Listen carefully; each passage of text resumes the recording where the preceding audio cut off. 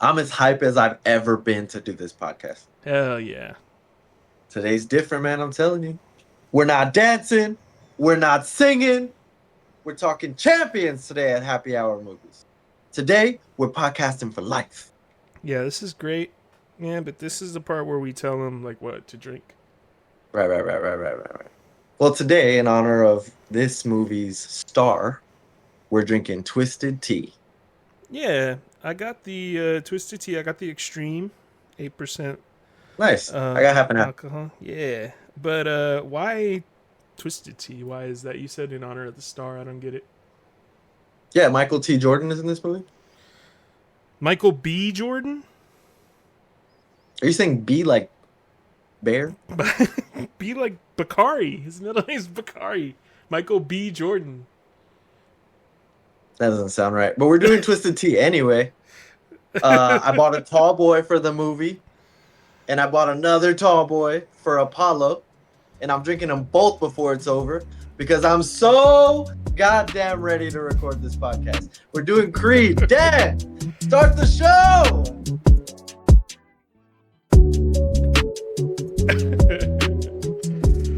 All right, everyone, come on in, sit down, and have a drink while we talk at you about Creed. Let's fucking go. Released in 2015, Creed was written and directed by Ryan Coogler, starring Michael B. Jordan, Tessa Thompson, and Sylvester Stallone, returning for his 8th appearance as Rocky Balboa. This banger of a movie follows Adonis Johnson, Apollo Creed's bastard son, as he begins his pursuit of boxing glory. After a failed attempt to escape his father's shadow in L.A., Adonis moves to Philadelphia to seek out his father's friend and rival Rocky, in hopes that he'll agree to be his trainer. Rocky reluctantly agrees after some persistence. Adonis falls in love with his neighbor Bianca, and they enjoy short-lived local success before the revelation that he is the son of Apollo Creed makes national news.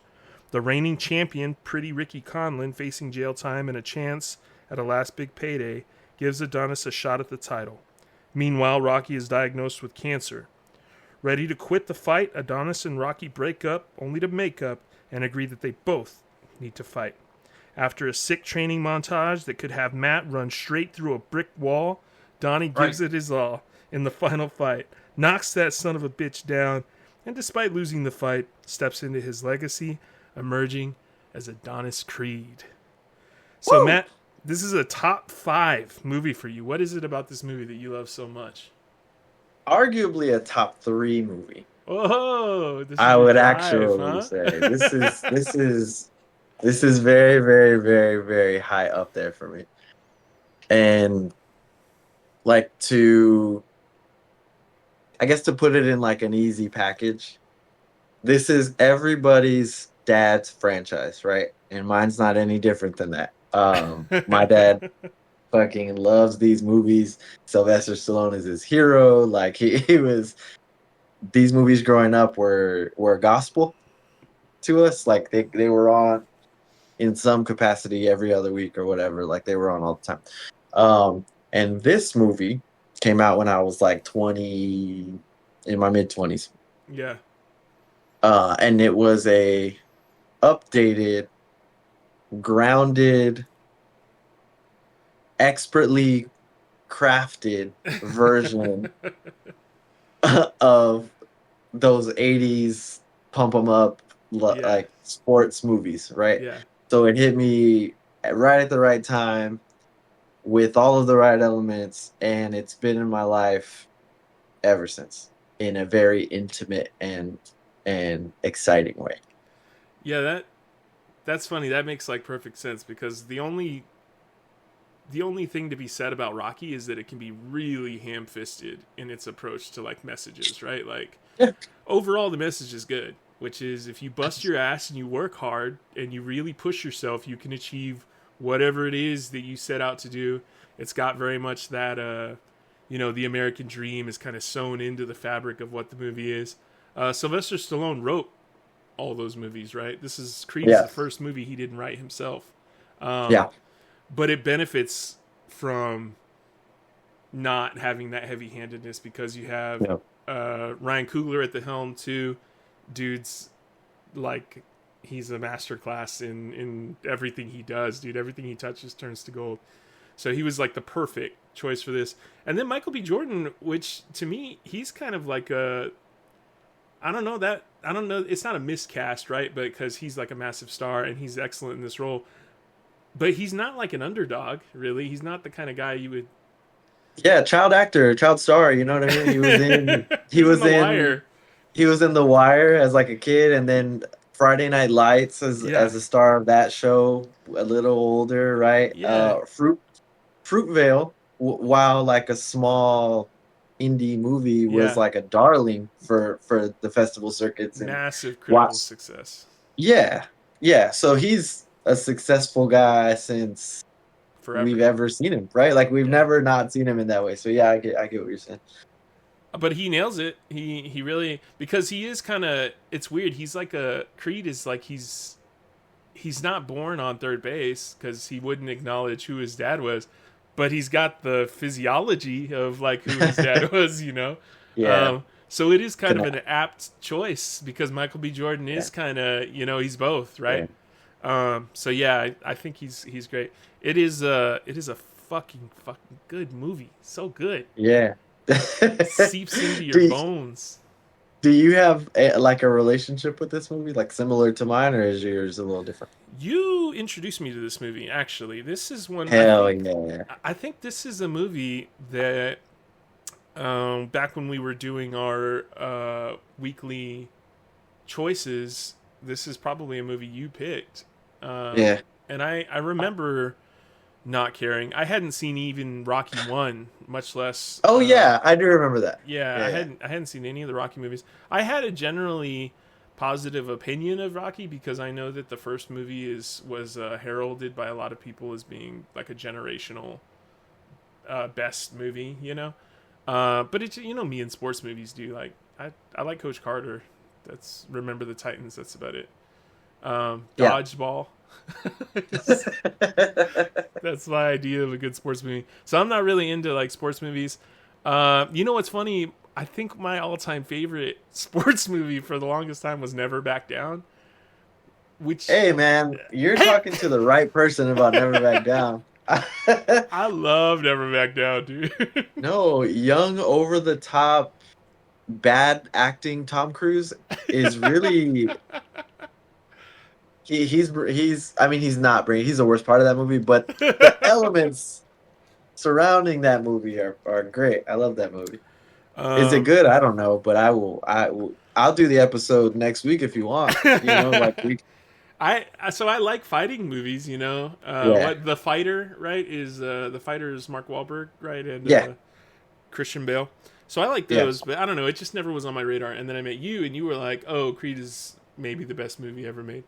You guys really have to watch it. It's insanely good." And so then I watched it, and I was changed in my heart because it's so Yeah, so good. that's something else that this movie does to me on like a spiritual level when I watch this movie, which is why like the second element of why I like it that's not as tangible, you know? Yeah, yeah, The movie craftsman part of it is important, and it's why it's as rewatchable as it is, and what makes you love it to begin with. The thing that endears it to me is what it does when I watch it, what it makes me feel when I watch it. And this movie is one of the rare things. Like there's certain bits of media, and I've talked to you about this before. Like I'm of I have a very deep conviction about the fact that you can brainwash yourself to be a certain way if you want to be a certain way, right? yeah, So if you want to be somebody who is driven and who has an iron will and will overcome anything and can tough it out no matter what it is, I believe you can make yourself that by what you watch and what you listen to. Like I think art and media has that important of a role in our life. And I really like in times when I'm doing that and being that, I'm watching Creed and I'm yeah. listening to whatever I'm listening to, right? Like, I think you can do it. And this movie obviously you can't watch a movie every day, right? Unless you've been diagnosed. But like every time I watch it, my life legit changes. So when we were prepping for this podcast, you know, we get a couple weeks before we start doing it. Right. I watched within the span of a week, I watched the first four Rockies and Creed. Yeah. And then I signed up at the gym. I worked out 4 times a week. I calculated my maintenance calories, deducted it by a certain amount, and have lost 10 pounds. Like, Jesus Christ. it does something to me. It inspires me in a way that I don't lend myself over to normally. Yeah, This is all very roll my eyes at it stuff that we're talking about here. So I need everybody to understand how important it is that a movie like this could do that to somebody like me. And what that says about the movie. But you're also the exact target audience, I think, for a movie like this, because it's everything you described, right? Like, Rocky was that for a whole generation of people born in the in the 60s and 70s, right?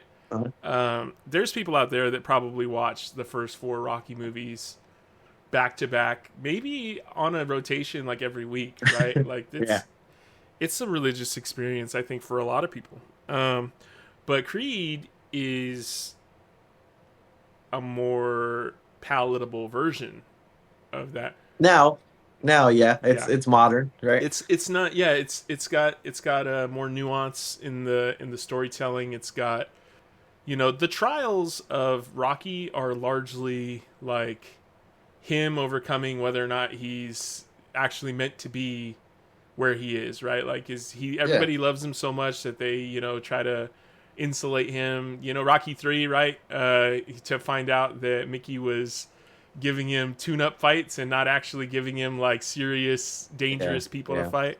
All of his trials, all of his hardships are largely based around, I got to rise to the challenge, right? And Michael B. Jordan's is that, but Michael B. Jordan also has. Are you saying B? B. Michael B. Jordan. We're not drinking Twisted B.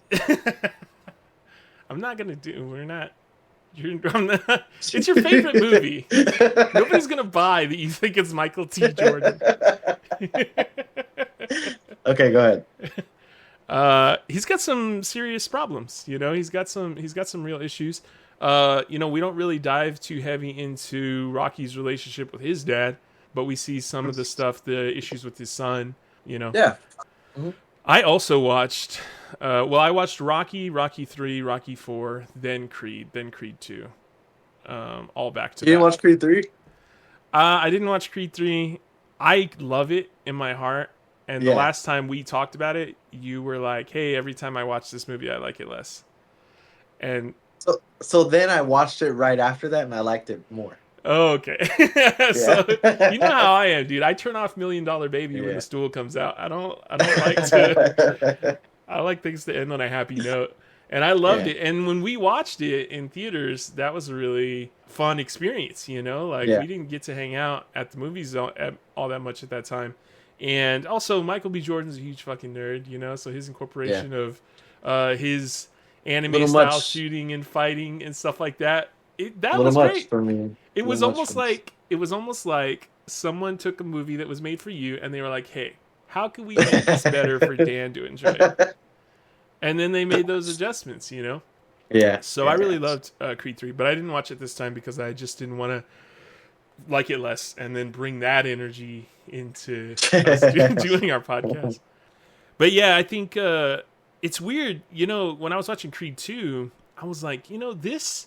If someone pitched this to me, I would think it was a bad idea. I would think it was like corny, you know, like uninspired. Like, the dad, the son of the guy that killed your dad is now you got to fight him. But man, it's good, you know, and it's really good. But you know what? It's not good if that's Creed 1. Oh yeah. If that's Creed 1, this sucks. The nuance goes out the window if it's Creed 1. Yeah, and you know. no Ryan Coogler Creed 2. Yeah, that's true.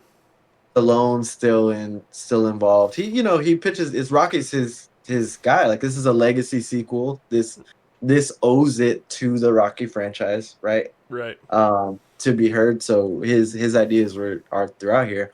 But if that is Creed 1, I think it's awful, and that's how great Ryan Coogler is. Yeah. Because a legacy sequel to Rocky should be terrible. Yeah. Like, oh, okay, Apollo Creed's son. Okay. Yeah. You know what I mean? Like it that has should no right suck. to be that good. No That right should at all. suck. That sounds terrible. But he cares about it so much. Like he cares Yeah. about the details so much that it grounds you. So you kind of, for a little while, forget that you're in a Rocky movie. Yeah. Like you're set in the Rocky universe. Yeah. And then Rocky shows up, but he's doing less like yo and more like he's a real person. Yeah, like he plays his character. I told you that, right? Like I never really look at Sylvester Stallone as like a actor. Like right. he's he's an action guy. He's on the same level as Arnold Schwarzenegger or Jean-Claude Van Damme. These guys are great at what they do, but what they do isn't acting. It's more, they're a vehicle. They're an action vehicle. Limited. Yeah. Yes. But Rocky, people don't look at it that way. Rocky people like it, like critically it's well received. When I watched it, I had some reservations, I guess. The scene where he kind of corners Adrian and he's just like, hey, don't leave, like yeah, he's got his That's arm pinned on the wall, and his boxer. I'm like, but I do think about the fact that when this movie came out, when it was made, actually that's really the only problematic thing he does through most of the movie. He's very like it's almost like a picture of healthy masculinity. He doesn't he's not afraid to be vulnerable. He's not afraid to to put himself out there. He's not afraid to talk about how he feels about stuff, and the way he defends Adrian to her brother, who's just the worst fucking, oh my god, he pisses me off every time he's on screen. I don't know how Rocky doesn't punch Paulie in the fucking mouth every time he opens his fucking mouth. I hate Paulie, dude. Paulie sucks, dude. And every one of them, rest in piss, Paulie. Always the worst, bro.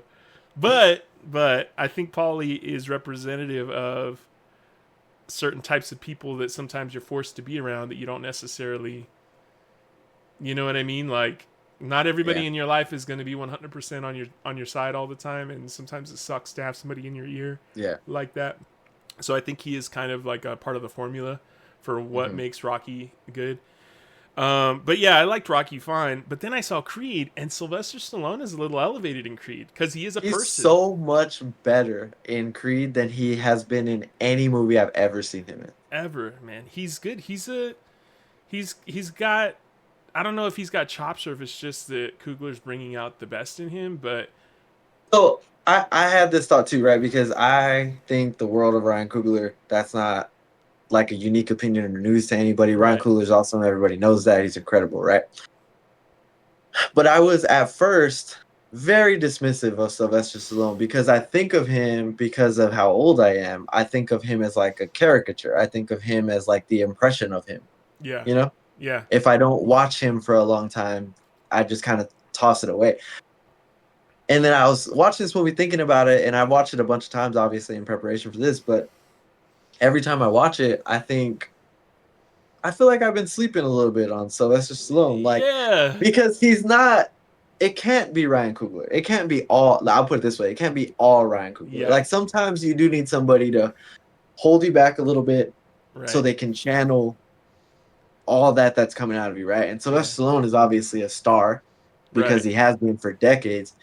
But like you said earlier, he's not Schwarzenegger and he's not Van Damme and he's not these guys. He wrote Rocky. Right.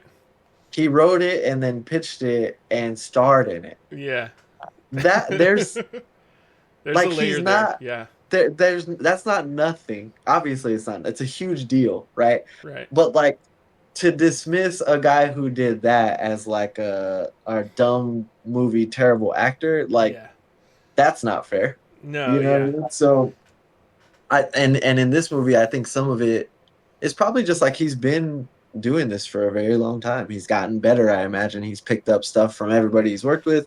And then he met a visionary, once in a generation type of director, and this is it. This is Yeah. the result, right? So I just wanted to formally apologize, Sylvester Stallone, because it's been I've not thought the best of him to this point. I actually liked the first Rocky more than I liked Rocky 3 or Rocky 4, which I know that when you and I All had talked right, about it, okay, you didn't have that opinion. You feel like no, you do you think Rocky 3 is the best one or Rocky 4? I'm gonna like rank them, but I think we could do it now. I think if you had asked me for the last 10 years, I would have been like Rocky Four obviously is the best Rocky, Okay.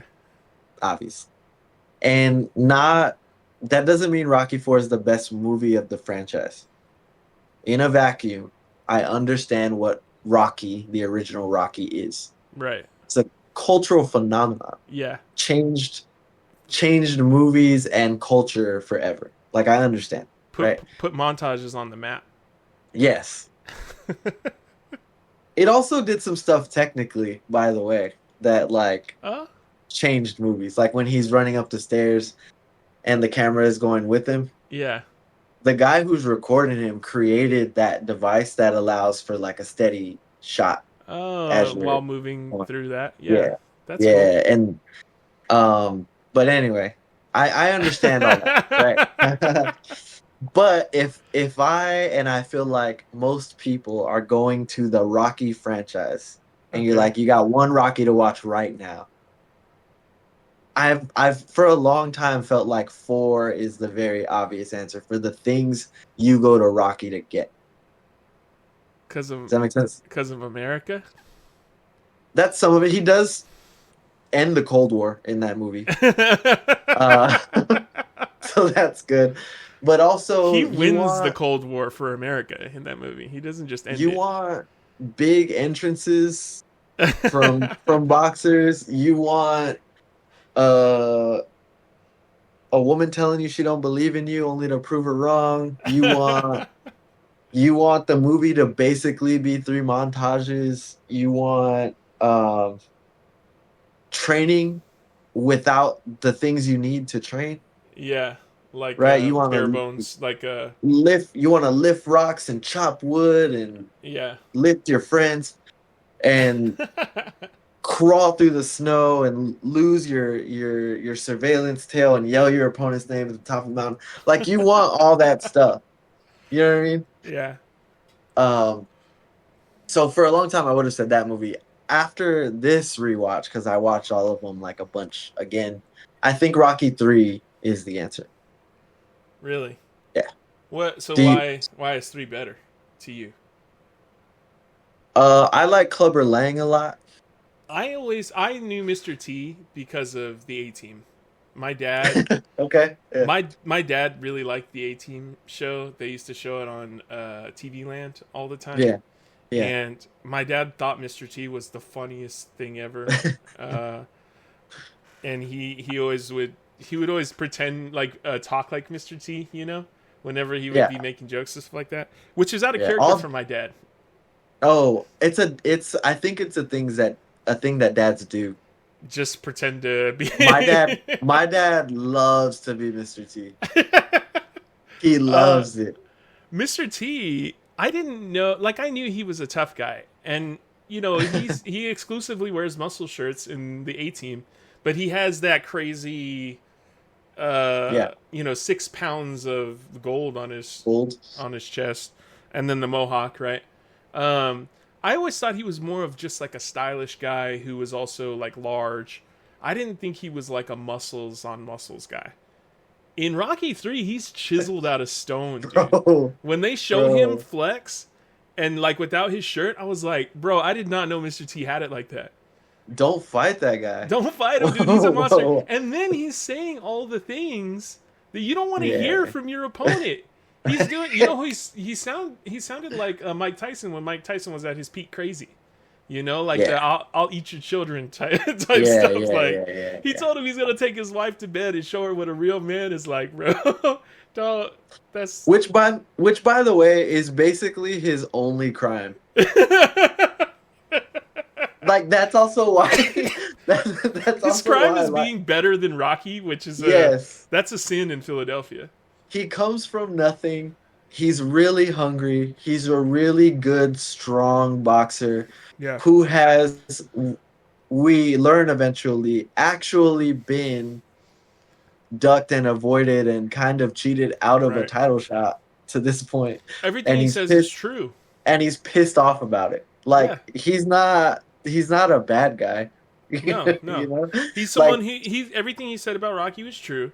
He didn't Rocky yeah, didn't know it was true. Rocky didn't yeah, realize that Mickey was ducking the fights the whole time, but everything he said is true. And of course, you know, it's great that you learn about it because it does sound like he's just a shit talker and that yeah. he's full of shit.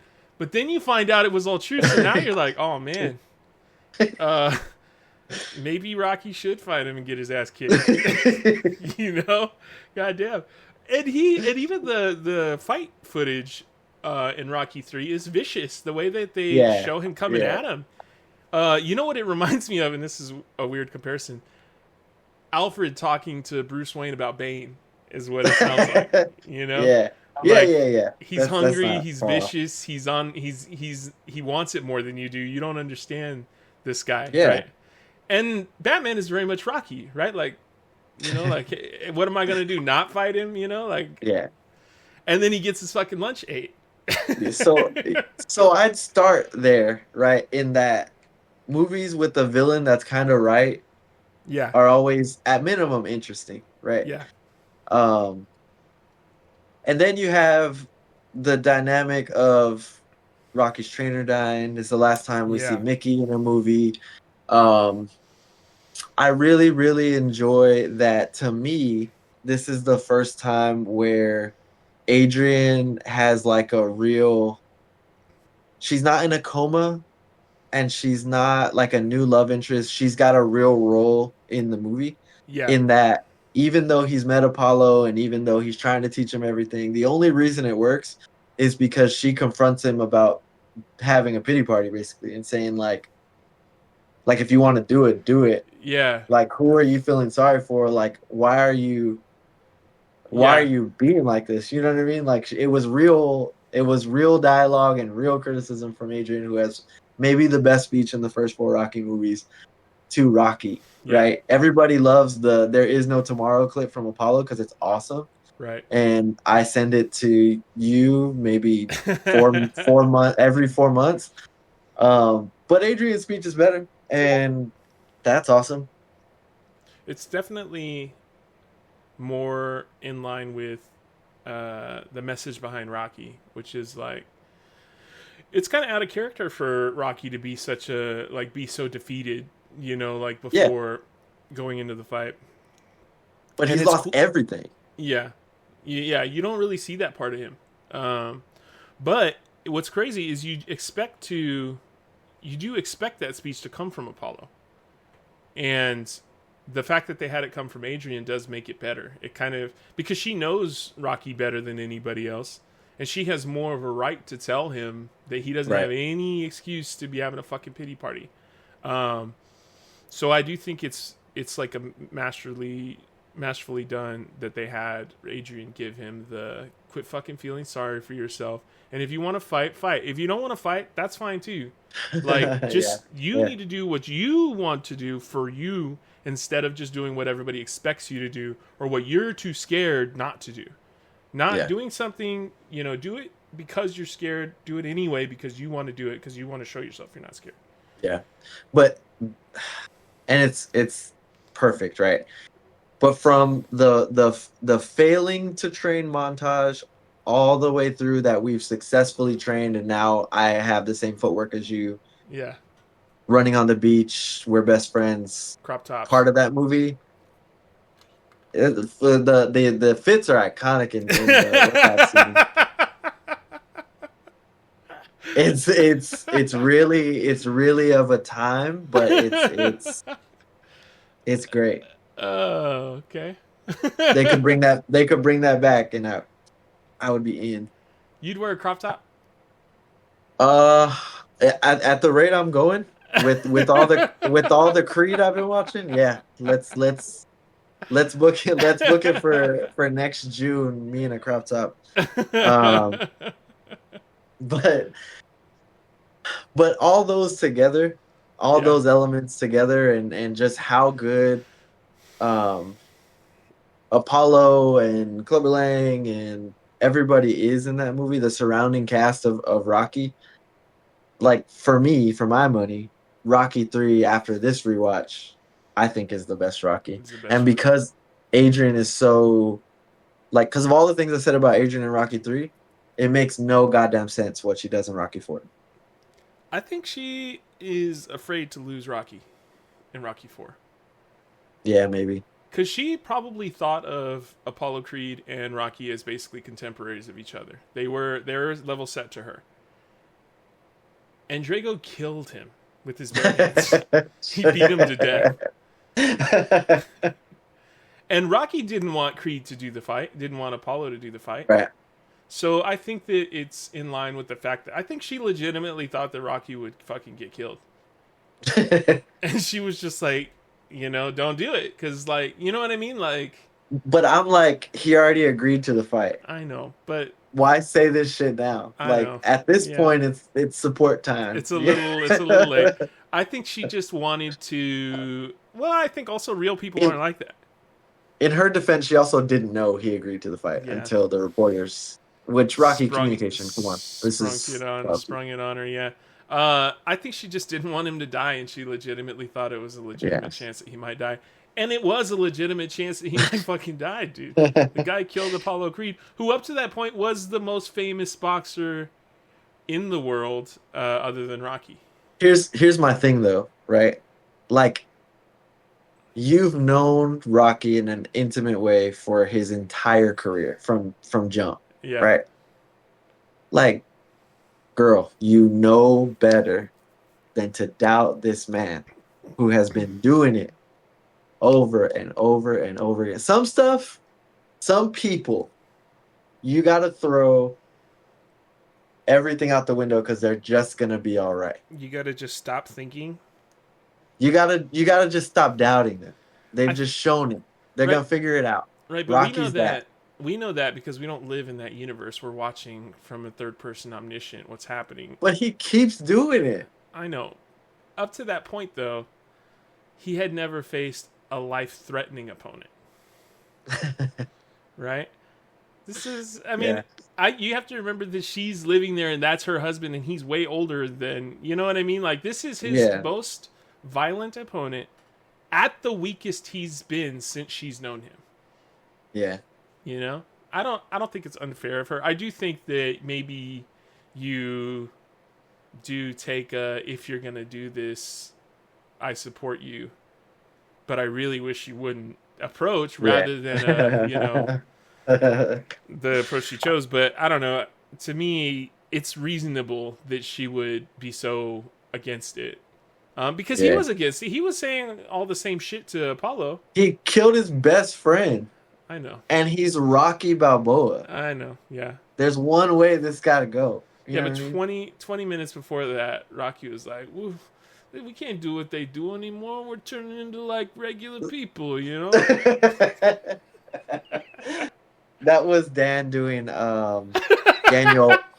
That was Dan doing Daniel from Karate Kid doing Rocky Balboa. My voice is more in his register. I don't have a very deep voice. So. I don't know. Sorry, that was my best. That was my best shot. I want you to continue doing it. Hey, so that's my favorite speech, by the way. And it's not. I know it's like such damn, a weird. Dude, what's wrong with you? I know it's such a weird because to me, he's the last person in the world who should be saying that. You know, like it's for all the reasons you said. He should never have that opinion. That like, hey, we're getting too old to do this. You should probably not do it because like he's not a cautious dude. He beat Clubber Yeah. Lang. Like. But I just like it. I do think that it is like a very honest speech, like it's something that somebody might actually say to their friend that they think is about to fucking get killed, Yeah. you know? Yeah. And I just like it. I think Sylvester Stallone also does a great job. It's funny because it's so out of character for that character, but I think Sylvester Stallone kind of nails it. I think that speech is a little bit reminiscent of who he is in the Creed movies. Yeah. Yeah. By the It's time we get to wise. Creed, It's wisdom. You know what I mean? yeah. Yeah. For sure. Yeah, by the time he gets there, he's like, well, one, he's lost way more than he'd ever lost by the time Rocky 4 happened, right? Like Right. by the time we get to Creed, like everyone's gone, and Yeah, literally everyone. He's actually by himself. that'll knock you down quite a bit. So I get it, and that's also what's great about Creed is it's a lot of things in a way. Like as much as we just praise the Rocky franchises, right? They are limited in theme, Yeah. in the things that they cover.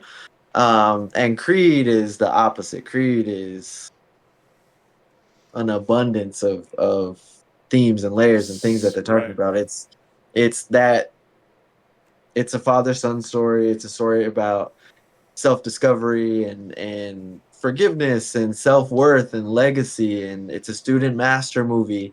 But it's also like a commentary on generations, right? Right. Rocky, his kind of simpler time, kinder Yeah, his like way aw of shucks.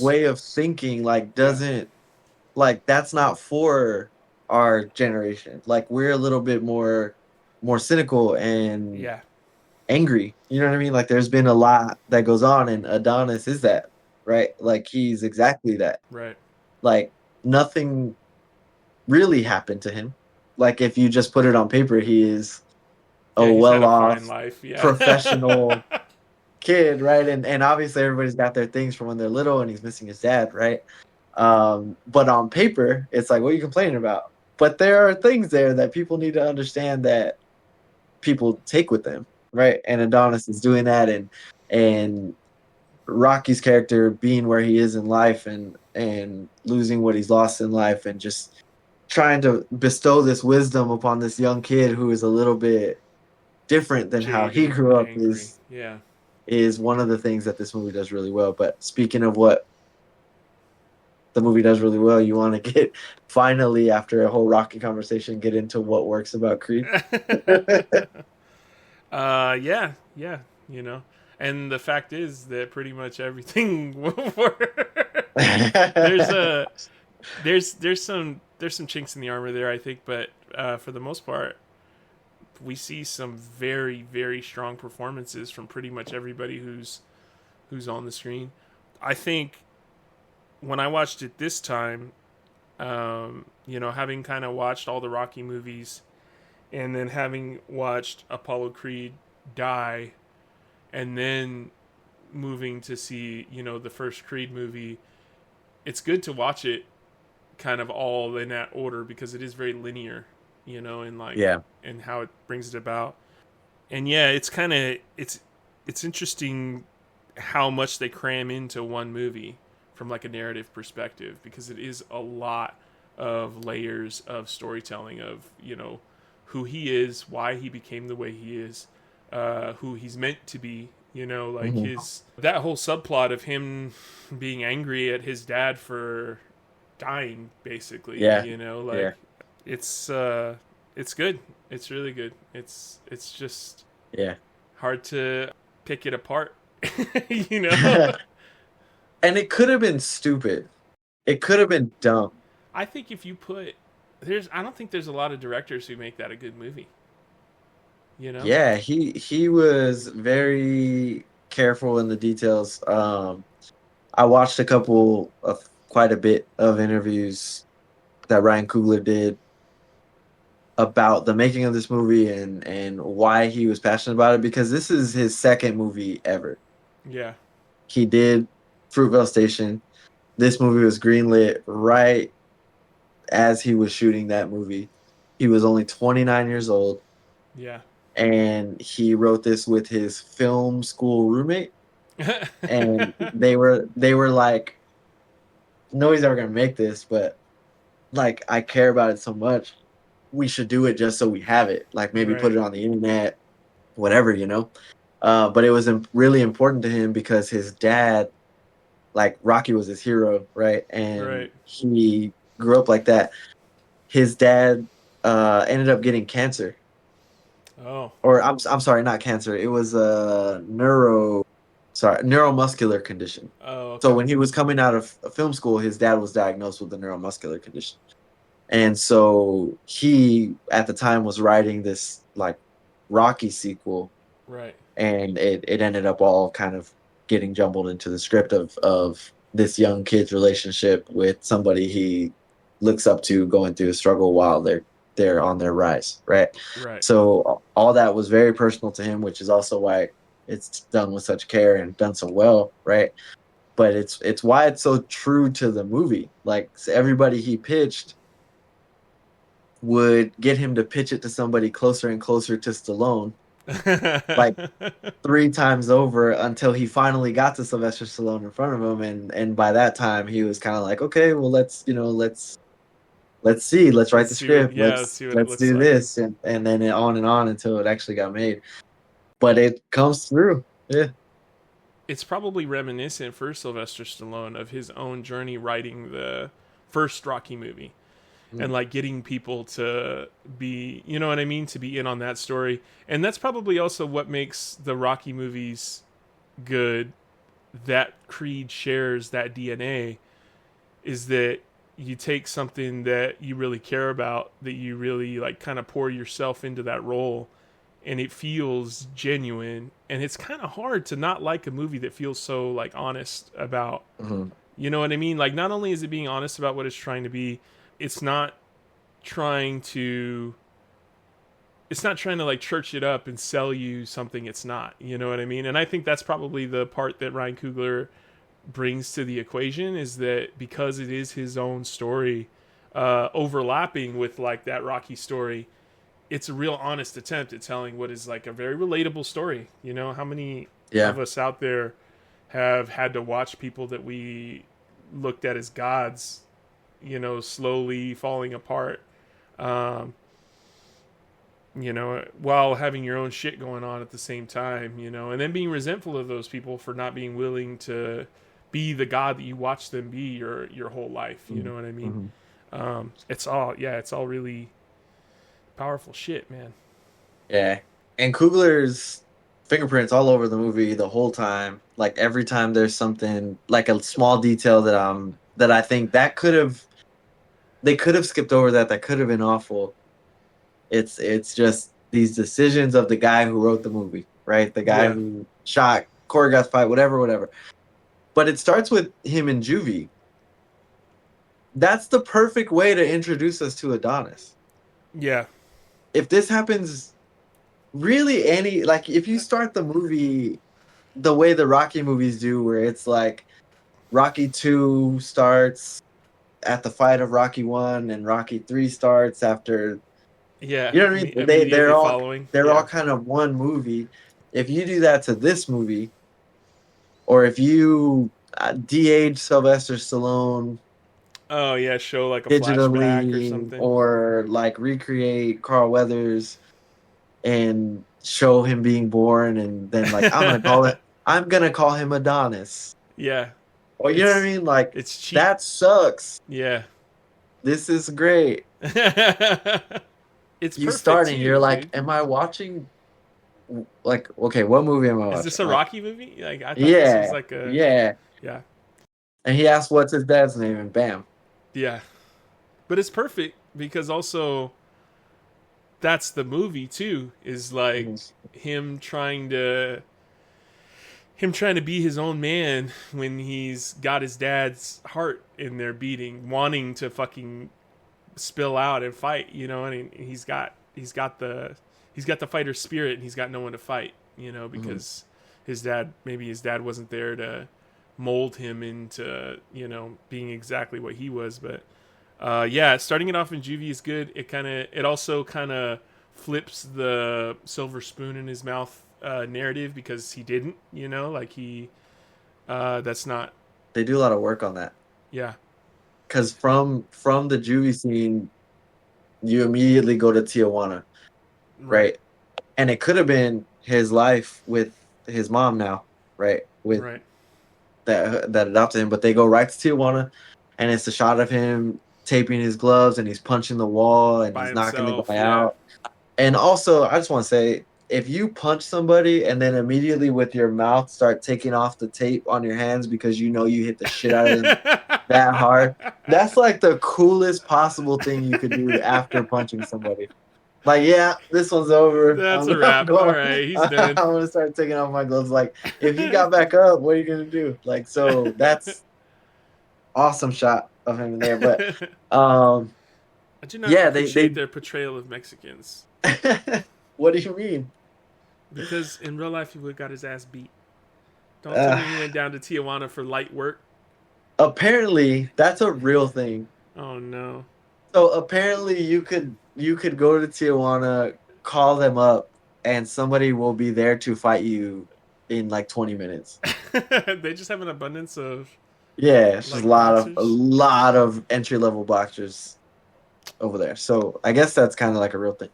But they immediately portray him like right after the juvie scene as this like rough and tumble, I can get into the salty splatoon guy, right? Yeah. And tough guy. Yeah. And they could have gone the other way. They didn't. Yeah, because he was his mom, or his, you know, Apollo's wife adopts him, sends him to school, obviously, gets him a hookup at a nice job, very, you know, button down types shit. But yeah, the fact that they do kind of transition, you start him off in juvie, then he gets the talk from the mom, then they cut to Tijuana to show that it didn't really take, right? Because it's still that same, you know, fighter inside there. You know, and then kind of also immediately pivot to, hey, I'm not going to work. Like, I know you want to promote me, but this just isn't who I am, you know? If they skip Tijuana, it makes it feel like if they didn't put the corporate part back in there. If we go to Tijuana, and he's boxing, I would wonder, like, did he go with the mom? Yeah. Like, maybe he just said no. Yeah. Yeah, but so they immediately go from like the loud boxing scene to him quiet at work. Right. I remember that part really resonating with me because I was coaching at the time, like a varsity basketball team, while also working at State Farm. so on a like a Wednesday night, I would be in this really packed, loud gym. Yeah. With people going crazy, and it's super intense, and I'm yelling at refs, and I'm breaking clipboards in half. Yeah. And then I would wake up at whatever time 6 a.m. and go to be at a desk at 8 in the morning typing little thing. And I remember feeling really relatable. I feel like anybody who has like a passion outside of their job that's kind of what they feel like. But yeah, that seems, I feel like it resonated with me. I'm sure with a lot of people, but I like that they did. And then you're right back to remembering that it didn't work out. Right. Because he's in Delphi Gym in probably the best, like maybe the best scene of the movie for me. The keys? Yeah. Yeah, that's a good scene. It's a good scene, and you know what? It's good because it's like that's another. All these scenes work really well to establish who you're looking at, right? And that scene is also great because it does establish that it's not all just. He's not LeBron James, you know, like he's not like phenomenally physically talented to the point that he's superhuman. You know, like he still is an amateur boxer. And when he fights a guy who's got some legitimate skill, works. This is his job, you know, and he gets fucking shit rocked, and it humbles him. It humbles him in a way that we don't ever really see Creed really get humbled like that beyond when he, you know, I feel like that happens once a movie. not to Creed, Yeah, hell yeah. not to Apollo. I mean, Oh, not Apollo. Yeah, I'm not talking Apollo. about Apollo. Well, We see the baby get humbled in a way that we never really see the dad get humbled. The closest we I, come to seeing the dad get humbled outside of it's the him, first two movies. no, he doesn't get humbled in those. Four movies. No, it's not the first 4 movies. First of all, in He's the the first movie, he wins. he's the best boxer in the world and gets taken the distance by some bum. He In the goes. second movie, he The whole loses to that the whole bum. point of Rocky is that he's not a bum. It's his will to survive. He has the eye of the tiger. He only knows he has the eye of the tiger because of Apollo. It's the thrill of the night. He rises up to the challenge of his rivals. That's the whole Do thing. not cite the deep magic to me, okay? But he barely wins in the first one. He loses in the second one. Either way, it's not framed as him being humbled. It's not about Apollo. It's about Rocky. So you don't really see Apollo. Clubber Lang shit talks him in the third one, Yeah, but and then you he kind of think that, dies boxing in the fourth one. I know, that's what I'm saying. Yes, we see him humbled in the fourth one, but I don't want to talk about that because it's sad. What I'm Okay. saying is, and Clubber Lang talks shit to him, but it kind of looks like Apollo would have busted his ass. I think Apollo thinks that. Absolutely, he thinks that. So he's not humbled. He just thinks like, hey, you're lucky it's not me getting in the ring. I'll fuck your shit up. He's wrong, but he thinks that. You know, he doesn't get humbled. So what I'm saying is you don't see his dad get humbled in the way that you see Creed get humbled pretty much, Yeah, you yeah. know, in the early parts of the movie.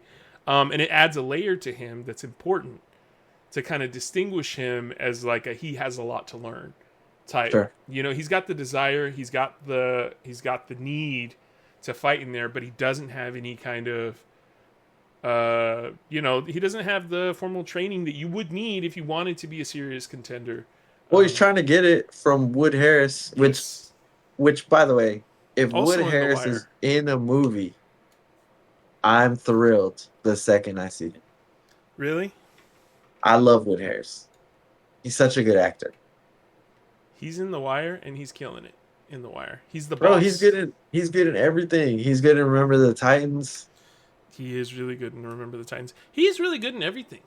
Yes. He's He never showed played up a bad for character. like half a second in one battle after another, and I got so hyped because I thought he was gonna be I thought we were gonna have him for like a long time, and then he just like was in that one scene. But he's really good in this. He probably saw the first 20 minutes of that movie and he was like, I'm not being in the rest of this fucking movie. Y'all Don't can shit keep on what I one did battle for after you. another. You can keep what I've done so far, but I'm not being in the rest of this shit. It's got its problems, but it's a good movie. It is a good movie. It's a really good movie if you only think of it as Steely Dan towards the end of the movie is Yeah, that's the yeah, movie. yeah. When Dirty Work starts, Yes. it's one of the best movies I've ever seen. Yes. Before that, Bef- tough movie.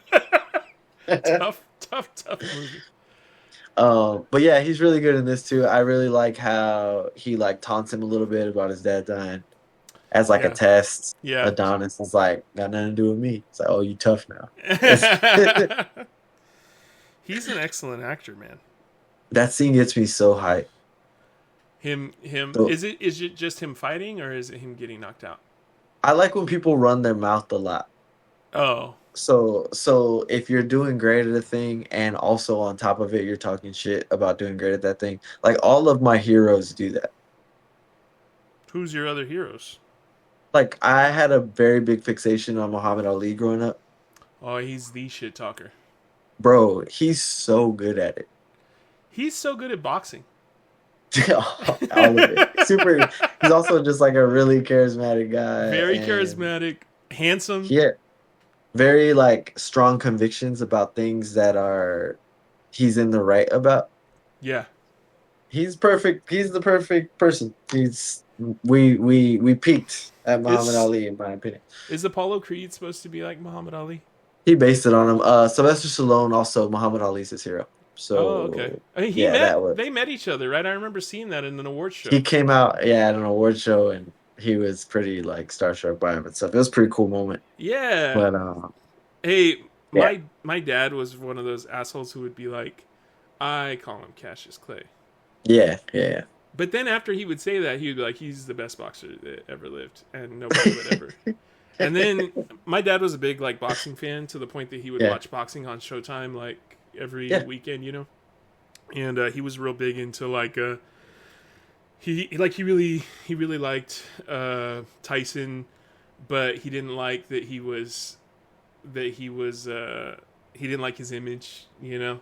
And I was okay, like, what do you give a shit about what he's doing outside of the ring, you know? Like, yeah, so he would do those. He would always have those conversations with his brothers about like who would win in a fight between like Tyson or Ali, yeah, like which was more, you know, which like Muhammad Ali had the reach and he had the yeah, dancing, but Tyson, if he gets close enough, you know, like, um, yeah. and they would always kind of end in like, I don't know, we're never gonna know, you know. Um, but it was Yeah, always really interesting to me that yeah, that that dynamic, because everybody I guess is having those same conversations coming to America, right, in the barbershop yeah, scene, yeah. when they're all just everybody's having the Yeah, same everybody conversations. has those conversations. My whole family would talk about if Tyson would beat Ali. And the older I got, the more I feel like that fight would never, even if they were the same age Yeah. in their prime, it was booked and they started the promo. We Uh-huh. would never get there. Why? I think Ali would break Tyson in the promo. Oh, just by fucking with him. I think he would talk so much shit that Tyson would swing at him Like in in the the press junket when they're yeah, right, right. He'd be like Ricky Conlon, and we would never get we would never get to the fight. Mike Tyson, for all of his accolades as being a fighter and his like Yeah. extreme talent and skill, like when he was at his peak as a boxer, right? Mhm. My, he's kind of like a charisma black hole, you know, like He's so scary. he's just, yeah, you don't want to talk to him. He kind of looks like he might tear your throat out with his teeth, you know, like Yeah. he's a different kind of guy. And Muhammad Ali is the kind of person that you would want to hug him and maybe, you know, like, because you know he's going to make you laugh. He's just like, Yes. and he's so vicious when it comes to shit talking people. He was mean, dude. He was mean. My dad used to show me his old fights, you know, just like show me clips and stuff like that. And my dad's one of those guys that would stand by the TV and be like, Yeah. you see how he's circling around him like that? My dad too. uh, so I always really liked that. And I never really watched boxing after my dad died, but it is something I missed a lot that he used to really enjoy it. Yeah. It's Yeah, interesting. we would watch. My dad would just show me random fights. Be like, this is round one of Hagler Hearns. Watch it 50 times. I was like, okay, All right, I Dad. guess this is my personality now. Because I don't. You didn't ever want to be a fighter? Yeah, for sure. I would still like if I continued to watch these movies, I think I would end up in a boxing gym. uh, yeah, I always. What's funny is I would always think about it. I used to when I worked at Barnacle Bills. There was this guy named Andy that I worked with who was like 30, and he was like he would say that he was gonna be a boxer, right? Which there's a lot of guys like that, right? But he would always say that. But then there was one time when we were in the freezer, and he was in there, and there was a box of frozen fish, and this other guy we worked with named Evan was fucking with him and was like, "You wouldn't be a boxer, dude. Look how short your fucking arms are." Like he was like, "I could take you in a fight, and I've never trained." And he was like, "You can take me in a fight?" And he was like, "Yeah." And he was like, "Okay." He's like, let's see this." And he turns around and he starts hitting the box of fish, and he's just like, "Pop, pop, pop, pop, pop, pop, pop, pop, Uh-huh, pop, pop, pop, pop, pop, pop, pop, pop." uh-huh. And the box is tearing open. The fish, Right. the bag is splitting open. The fish are breaking, and he's just like, "Pop, pop, pop, pop, pop, pop, pop, pop." And then Evan's like, "All right, dude, we get it. You've trained. Like, fish don't hit back. You know, like chill out." And I was like, "Wow, I wonder if like I wonder if I could be a boxer." And Andy was like, "No, you're too old." And I was like, "What?" He's like, you're already 18, dude. You should have been training by the time you were 16. You can't start being a boxer now. And I was like, you're fucking 30. And he's like, I'm not a boxer. True, all true. That's sad, you know? I should have started it is. 30 years ago. That's your fault, bro. It is. It is. That's what I tell Gen Z kids who want to buy a house. So you should start on that shit. Should start on that shit decades ago. You should have done what I did and have your mom give you a house. Adonis Creed over here. I wanted to name my son Adonis. Vanessa was like, absolutely not. I was like, Adonis Austin sounds like a fucking comic book character. She was like, no. Then I You really took to that movie fast. And then I just like alliteration in names. Peter Parker, Bruce Banner, Wade Wilson. I just think it sounds cool. And Adonis is a cool name.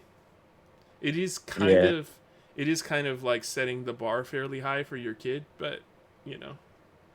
Yeah. Like naming your kid Jordan. Yeah. It's like Michael Jordan.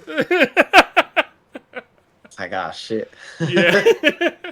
To his credit, I think he did about as good as he could have done. You know? Yeah. You think they're friends? Him and Michael Jordan? Yeah. He wears Jordan all throughout this. Yeah. I thought that was just like a Easter egg because of his name. Maybe. It's a joke. Yeah, I don't know. I really like when a boxer shows up, the graphic that pops up, like it yeah, like freeze frames the camera, show. Or and you're watching a graphic pops up. It makes it feel luxury. Yeah. In a way that the Rocky movies don't do, yeah. Or even the sequels. Like this one feels the most silky of all of them. It's like watching Fight Night. And the graphic makes it exactly that. So I really like it. I also like that he has like a oh shit face. Like he's been talking his shit, knocking people out. And then that guy shows up and instantly his whole face changes when the guy walks in the gym. But also he could have just not fought him. Yeah. But he's like, what am I, a bitch? Like I'm not gonna fight. That irrationally confident guy immediately knew he wasn't gonna beat him, but he's so fucking stubborn that he still was like, all right, I guess I gotta give him my car. I'd rather do that than not fight. Because I already said, so now I lose. Wow. That's the character in a nutshell, and I really, really, really, really, that scene is so important to me personally. Because you run your mouth a lot. Yes, and then sometimes you get you get humbled.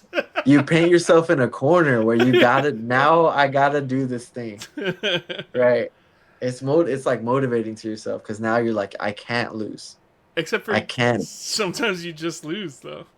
I mean I'll let you know if I do, but to this point, not yet. But I guess we'll never know.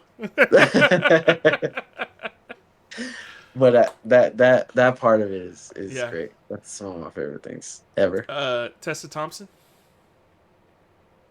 Tessa Thompson's incredible in this one. She's great in the whole franchise. Yeah. She's you know what? She's perfect. She's perfect in this because she is not impressed by him. You know, like she doesn't give a fuck that he's Baby Creed. She doesn't give a fuck that he's in great shape, that he's handsome. She don't care about none of that. She makes fun of it when she first sees him. Yeah. She's like, oh, you're banging on my door because you got to go wake up in the morning and do jobs. You know what I mean? Like, I chill the fuck out. Dude. Coogler gave her own path. Yeah. She was already performing at a place and she's got a thing she wants to do. Yeah. If anything, she's inconvenienced by this guy who shows up. He's nobody. Right. Right? Like they're in Philly. There's a million fighters in Philly. Right. Like she don't give a shit. She's like, you're an archetype to me. Like you're you're a genre of guys that try to talk to me. you don't seem like a fighter. No offense. Like she calling him square, you know, like she's like to your point, absolutely not impressed by this guy because she's got her own shit going on in that city where she's already established. Right. And I think that's one of those small details that makes it not just like this isn't a cash grab sequel. Right. This is a legacy movie that has DNA to Rocky, but is its own thing, and I'm gonna make it as deep as I possibly can. And Tessa Thompson's character is exactly that. Exactly. Personified. Yeah. And even like her own challenges with her being hard of hearing. You know how that's going to translate to their having kids later on down the line, like how that impacts her chosen profession. There's a lot of depth there to her character, which is probably the biggest glaring issue with the Rocky movies is that they didn't add depth to Adrian. Yeah. For 3 fucking movies, you know. She was just like his MacGuffin. Yeah, she was just she was kind of part of the scenery a little bit. I think she's an integral part of the story, and she carves out a piece for herself through her performance a little bit. She's I think she does a great job at being who they asked her to be, but they didn't ask her to be a lot, you know. Yeah. So I do think that Coogler did kind of addressed that. He made the female lead, you know, dynamic and important, and gave her a third dimension to kind of flesh out. And you see why Creed likes her, you know, like you see what makes her attractive to him. It also does a great job of putting him in situations where his demeanor and attitude directly affects her and her ability to, you know, do her job. When he meets, you know, homeboy, the guy that called him Baby Creed to his face, it's funny, you know. But I got some opinions on that scene. Let's hear him. And it's a few scenes later, but it's something I think about a lot when I think about Creed. The way he's talking to both Creed and Bianca. Uh-huh. Him and Bianca definitely at some point used to hook up regularly. I mean, maybe they painted for that sure. way. I think that it's for more. Sure. I think it's more that he wanted to, and thought this was gonna be that. No, I don't think so. I think he's embarrassing her. I think he's like, you know what it is with me and you. Who's this little guy? Yeah. It's how he's playing. He's playing this thing. Yeah, but right? guys act like that with girls they've never been with before. She's like, I saw you earlier. Like, I did tell you hi. Whatever. And then the thing that sells me is like, it's cool. You know it's cool.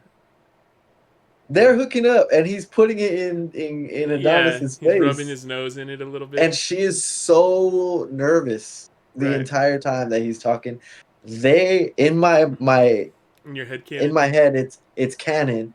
Yeah. That they hooked up a lot. I think there's another way to read that, in that he's the local, you know, artist who's very big where they're at. He's the headliner for her. Uh-huh. He gave her a shot. She's trying not to fuck it up.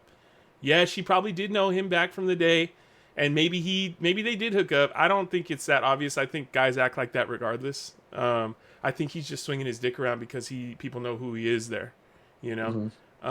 So to me, it's not as obvious that they hooked up. He's obviously trying to convey that to Creed, though. He's trying to show Donnie that he's been where he's at. You know, it's nothing new for him. And I tell you something, it would work on me. As soon as he said Baby Creed, I would have hit him in his fucking mouth too. So don't. You don't know me like that. I don't think that shit's funny. Don't call me that is like a fair response. Yeah, don't call. First of all, you know my name. Like, you just say my fucking name. But then he settled it down, right? He's like, I was showing you love, chat, right? Yeah. So we're fine. We're fine now. Yeah, we're cool. Bianca gets in the middle. It says exactly that. Yeah. We're cool. Yeah. And then he says, you know it's cool. And then it pops off. It's over. Right? Because no matter what he said before that, as soon as he said that, what's going through Adonis's mind? Why do you know it's cool? Yeah. What does he mean? You know it's cool. So the first class tickets sitting next to your pops talking to me like that is obviously way over the line. Way over the line. But I don't know that he was ever not getting punched in the face no matter what he said Yeah, after. You know it's cool. you know it's cool. It's none of Adonis's business who she might have hooked up with before he met her. Yeah, but they're right there, and Adonis is who he is,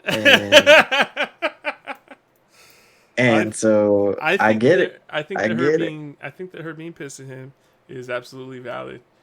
Yeah, He's fucking up her money. yeah. But also, Yeah, I get it too. am Like I I said, I supposed would have to? popped off at Baby Creed. There wouldn't have been a conversation at that point. You call me Baby Creed, I'm gonna hit you in your fucking mouth. It was an impossible situation It was. Yeah. in my head, and Yeah. that's probably not true. And we probably should talk to somebody. That's the end of my sentence. But also, we should talk to somebody who's more level-headed. But to me, it's just like what I'm supposed to. He just after what he said, I'm like, supposed to not hit him because it's your job. You know me. I'm mostly like a you shouldn't touch people in public I remember. person. Yep. Right? Well, After some time and a certain presidency, I do feel like some people need to be slapped in the fucking mouth. And so now I do feel a little bit more like some people do need to be taught manners in a more physical way. oh, now you're pro slap. Now you're pro slap because when it was Will Smith, you were like he could have killed him. I remember that day. Will Smith You didn't is like like it back 6'4", 220 pounds, dude, of massive muscular man. Chris Rock is like 5'8", probably weighs like $130. Yeah, you shouldn't have said that shit. I just think it's bullshit that Will Smith was laughing and then saw her be mad and was like, "Oh yeah, I'm mad too." Who among us? I don't think Chris Rock deserved to be slapped, but some people do. You know, he also. Yeah, You know what's really funny? What if he didn't? What if that wasn't an improv line? What if someone wrote that line for him? He fucking got the shit slapped out of him for it, and now he can never tell anyone that he didn't come up with that line off the top of his head. He's got to just own it, but that would suck, right? He got the fucking That's taste funny. slapped out of his mouth. He got slapped so hard that his first words were, "Will Smith just slapped the shit out of me." That's hysterical. That's your 9/11, That's our- right? That's our moon. That's our moon landing. That's like everybody knows where they were when Will Smith slapped Chris Rock at the Oscars. I don't think Chris Rock is one of those people, but some people do need to have their brain shifted a little bit to recalibrate where their words come from. A second guy got knocked out in that altercation. He knocks out the headliner, Yeah, and then they try to restrain him, and he knocks that guy out. knocks too. his homeboy out too. That's tough. That's tough. You're just trying to. That guy was probably paid to be there. Yeah, it's funny. But he's probably security, and he got his shit rocked. That sucks. That's after. So at that point, they're pretty. I would call them serious. Official, yeah. It's after his first fight. It's after their first fight as a couple. Yeah. Which, by the way, his first fight against Barrino. Yeah. After they do the training montage with Rocky, Right. Rocky's like gives him the speech. Incredible speech from Rocky. Creed has a lot of, for me, the lines I think of when I think of like Rocky movies. Okay. Like he's shadowboxing in the mirror. He's like, "This is the toughest opponent you'll ever face." Like every time you throw one, he's throwing one back at you. Like Right. this movie exactly is like cliches are said for a reason. Right. Yeah. Cliches are corny, but they're true, right? Like, first to market, dude. Like Yeah, and also objectively correct advice. yeah. Because honestly, everybody, and you know what's awesome about Rocky in general, and also about about Creed, and about Rocky telling Creed that, right, is like it's universal advice, not just Yeah. for boxers, Not even just for athletes. Yeah. Everybody in the world could benefit from the idea that you're always, always, always battling yourself. The other person is inconsequential to their being there. Right. Right. Nobody ever beat anybody else. Everybody only ever beat Yeah. themselves. Yeah. You Yeah. know? It's universal truth. And it's awesome. Yeah. And then right after that, like a little while later, when he's training for Espirino, they play Nas and Olu. And it's the best choice for that I can think of. Well, I remember hearing it and out loud being like, "Oh shit!" Oh shit. in the theater, in the theater, because I like that song a lot. But the second they put it over top of Rocky Balboa training Adonis Creed, I was like, Oh my "This god. is so perfect. What's happening?" It's exactly right. From blues to rap, from Rocky to Creed. Like it's exactly the song that should have always been there. I love it. And there's other songs in this movie when they cut to Philadelphia that tells you Yeah. he's going over there and they play the Roots You and they're playing the love fire. you love geographical based music choices. I do. It's great. It's perfect. And they play the fire. Like it's a perfect song. I love the You Roots hear too. Black Thought right away. Like it's great. It's a perfect needle drop. Nas and Olu is a perfect needle drop, and then there's one more later, which I want to talk about later. But there's one more later that's just really perfect too. And they just get it right. They get it right. And then at the end of the montage, you know what you get? What? Probably the best cinematic fight scene to ever be filmed. Ever? Yeah, the one shot fight of his fight against Barina. Oh, like a continuous shot?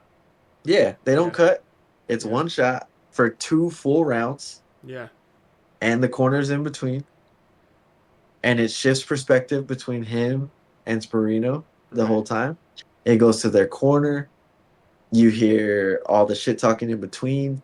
The fight choreography is not Rocky fight choreography where their hands are by their pockets and they're just Yeah, getting they're hanging hit their in the hands down the face whole time. over and over again.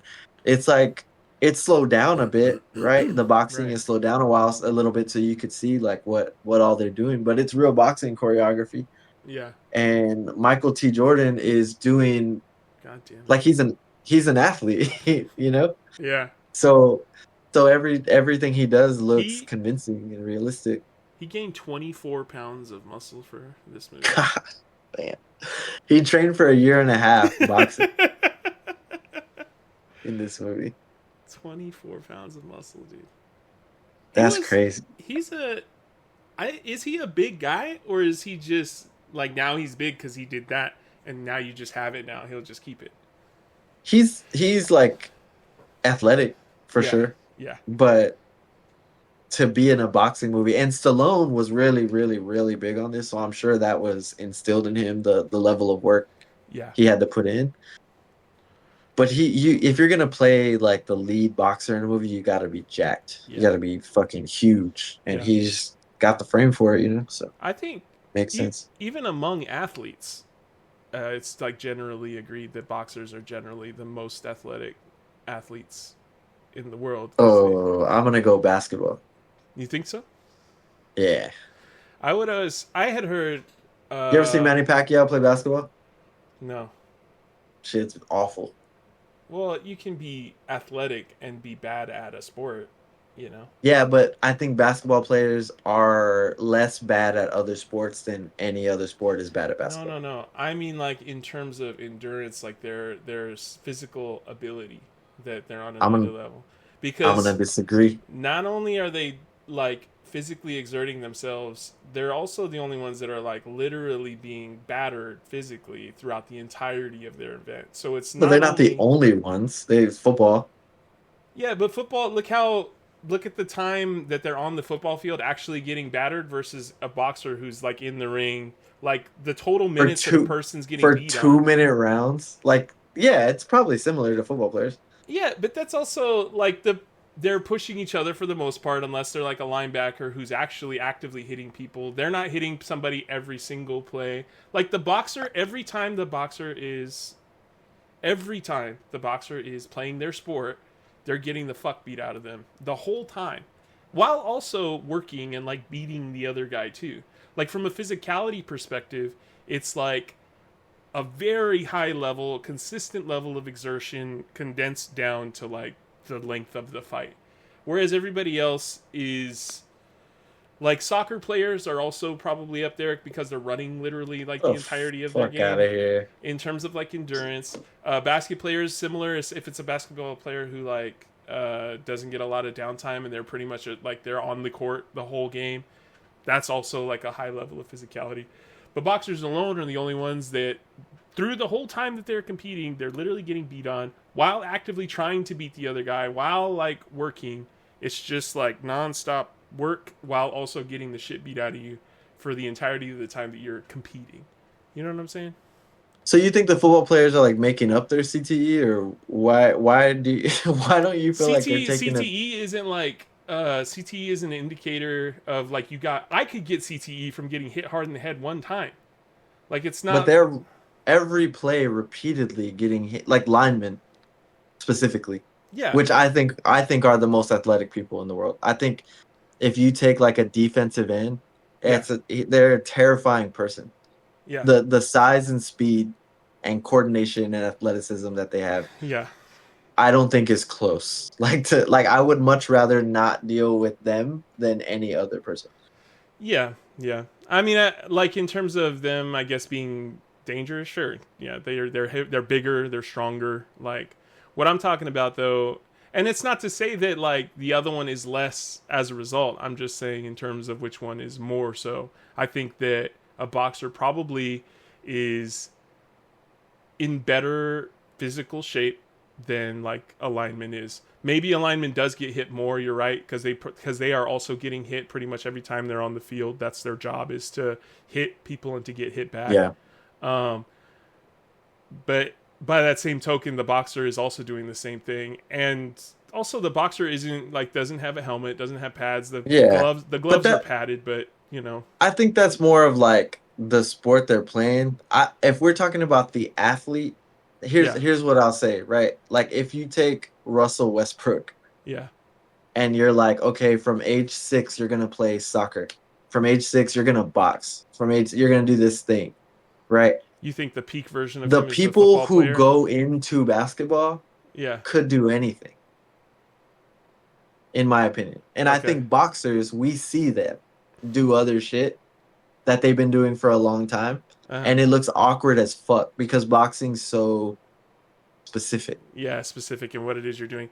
Yeah, but that's not what And I meant by they're that's not what I small meant and by they're not athleticism. fast and they're not strong. Like, it's just I just meant from like an endurance perspective. They're like peak physical endurance is what I meant. okay, endurance fine. That's I'm not that's going to what I let you meant say by I'm not going to let you say athleticism cuz that's crazy. okay. In terms of like general all around athleticism, of course you would fucking say that because that's your chosen sport. You're like, I I'm play a soccer. basketball player. I could do anything. That's what you're fucking saying right now. I could do anything because I'm me, not because I play basketball. Get the fuck out of here. Hey, I had to go to Elias tennis practice the other night, and they made me play tennis because they like to do that kind of stuff. And I was getting it. I was hitting the ball. Yeah. I was moving around. I was getting it. I was like, hey. And I remembered what we were talking about, and I told Elia that. And I was like, you know why you're doing well in tennis and why they say you're ahead of the curve? Because you've been busting your ass in volleyball.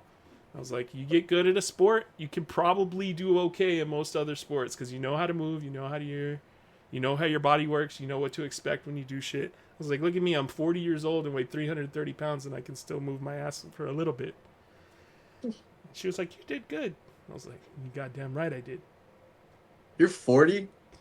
Fucking, that's what you heard out of all that.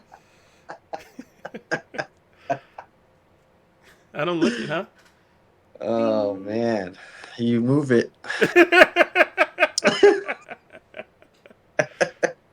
I'm getting old, dude. Just kidding. 40 years old. You know, Rocky is the same age as Mickey in Creed. Yes, I did know that. 69 years old, right? That's crazy. Burgess Meredith. My introduction to him was the movie Grumpy Old Men. Yeah, He's the dad in that movie, which is about old guys. So he's the old guy in the movie about yeah. old guys. But he is basically still playing the same fucking guy. He's just a really crotchety, angry Irish guy. Yeah. Uh, 70s old is way different than oh yeah, 2010s old. grizzled, That's crazy. like baked leather, fucking old dude. Yeah, Rocky would be like 40 in the 70s the way he looks right now. Yeah, The way he looks in Creed. he looks. Also, Sylvester Stallone just has aged really well in general. I see him in the promos for like the fucking Tulsa guy, and he looks great for being really fucking old.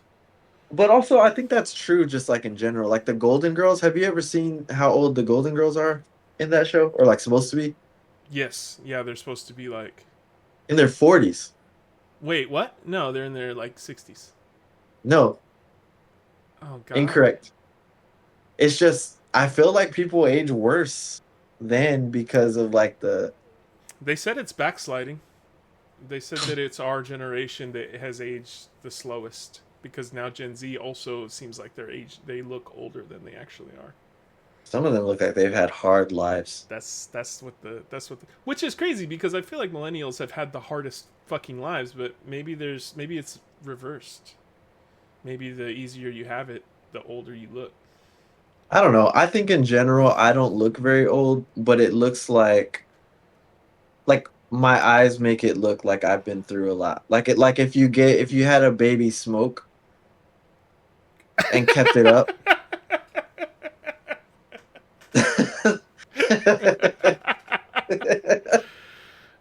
Which why wouldn't you? You know. Other than that, I feel like I look pretty young. But but Rocky, when I saw that he was the same age in Creed Yeah. as Mickey, I was like, God damn, God it's damn. crazy. Mickey had them city miles on him, bro. He looked ancient. He's also a silly tough guy still, and I Mickey? didn't notice Rocky. Oh, Rocky.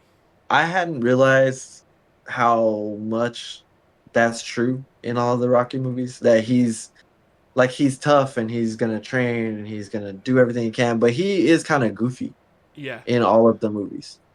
The stuff he does, like he likes to have a good time. Like he would like dance around a little bit at a party, Right. is what he seems like. And it's good that he was in the movie because, or like was able to give notes in the movie. So one of the ones was like in the original script, Ryan Coogler had Rocky like throwing water on Adonis to wake him up to Oh, train. okay. Yeah. And Stallone was like, I don't know if Rocky would do that. And Coogler was like, well, what would he do? He was like, he would play old records. And that's how he would wake him and up. then dance. So he's this goofy guy. When he like hops off frame Yeah. when he's dancing and he like hops out of the frame of the doorway, that shit makes me laugh every time. It's He looks so fucking funny, fucking dude. funny. It's also kind of like what like a dad would do in that Yeah. situation. Like it is kind of endearing, I think, and it is kind of silly, and it does show you. And Rocky is kind of silly. He is kind of like he was trying to pick up Adrian by telling her a joke every day, like a new Yeah. joke, you know. Yeah. Yeah, it's crazy to me. I don't know. I never knew that his character was like a leg breaker. Was supposed to be like a mafia leg breaker What? when you meet him in the first movie, Rocky. Oh, I didn't know that either. Yeah, that's what he's. Remember, he goes to the docks. He's like, "Hey, Mister Whatever wants his money." Oh, He says, okay. "If you don't Yeah. have your money, I gotta break your thumb." You know, Yeah. that's like such a fucking weird. Because it is very against also Rocky as a character. It doesn't seem like the kind of guy that would do that. That's so long forgotten by the time we get to Creed. Crazy long. Yeah, he's not even remotely that guy anymore. Yeah. But it does make for the only time that Mickey has a decent line when he yells at him and he's like, he's like, why the fuck don't you like me? You know, like, what's your fucking problem? And he's like, because I saw you had real talent, but you're breaking legs for the mob. I don't like that you said Mickey only has one good line. I knew you wouldn't like it. I haven't seen Rocky 2, so to me, he doesn't have any good lines. Mickey's good in Rocky 3 as well. Uh, Don't say ah. he's Rocky 3 is Mickey is just like, don't fight this guy. He's different. Yeah. He'll murder you. This guy doesn't just want to beat you. He wants to murder you. How long is this going to take? I'm about a third of the way through. Is it gonna be worth it?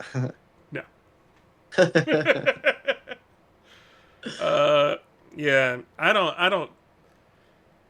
Mickey doesn't really resonate with me as a character. I understand No. I understand his purpose there, but to me, he's the least compelling person next to Polly. He's 70s tough, man. You know, he Fuck he 70s says stuff. he says the things that you think you'd hear from a boxing trainer.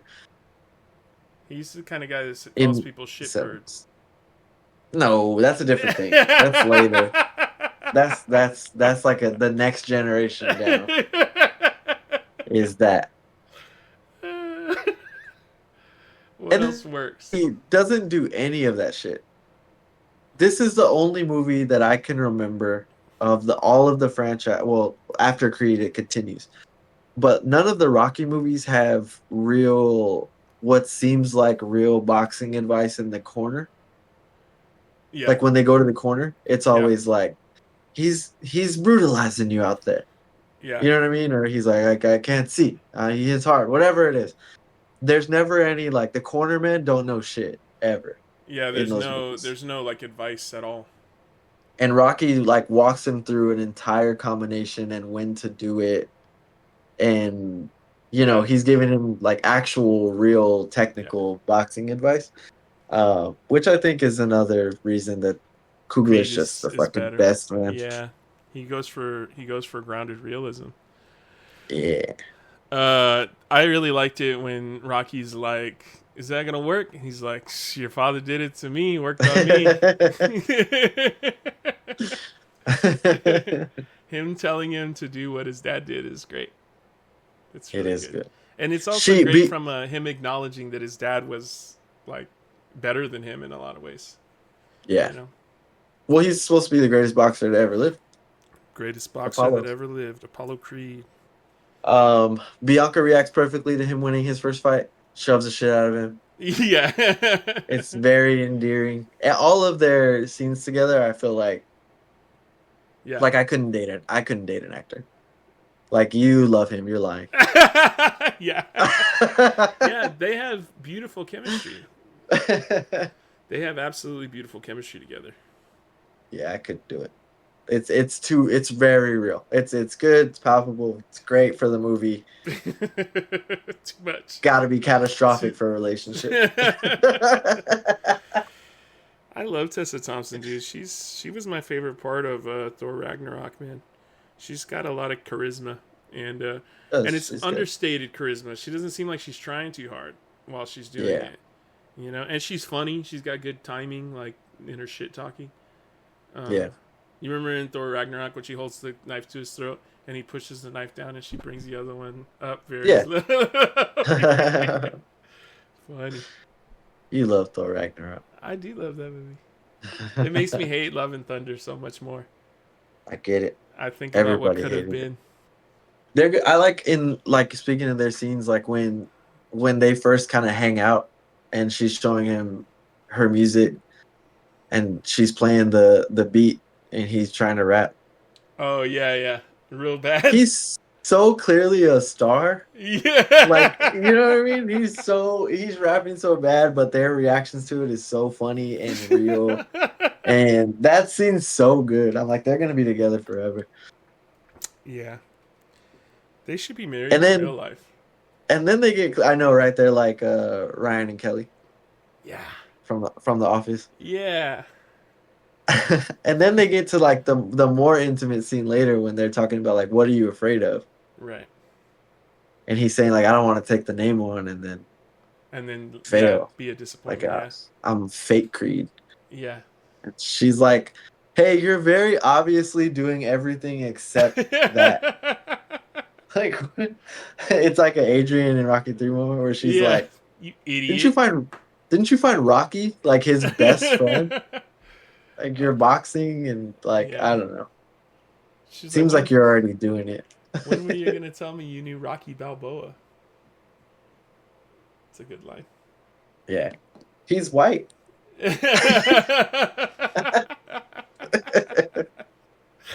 uh, Good. so everything about the movie works. Thanks for joining us with Happy Hour. You want to talk about the last fight? Yeah, let's talk about it. First of all, when you do like HBO boxing documentary style Right. clips about your fictional boxers, that's another thing. It just makes it feel so luxury. It does immerse you in the moment so you feel like you're about to watch a real fight. Because how many times have you sat there and watched these clips about a boxer and about, what's funny is they make every boxer sound like that, right? Yeah. Like, this is a rags to riches Cinderella story.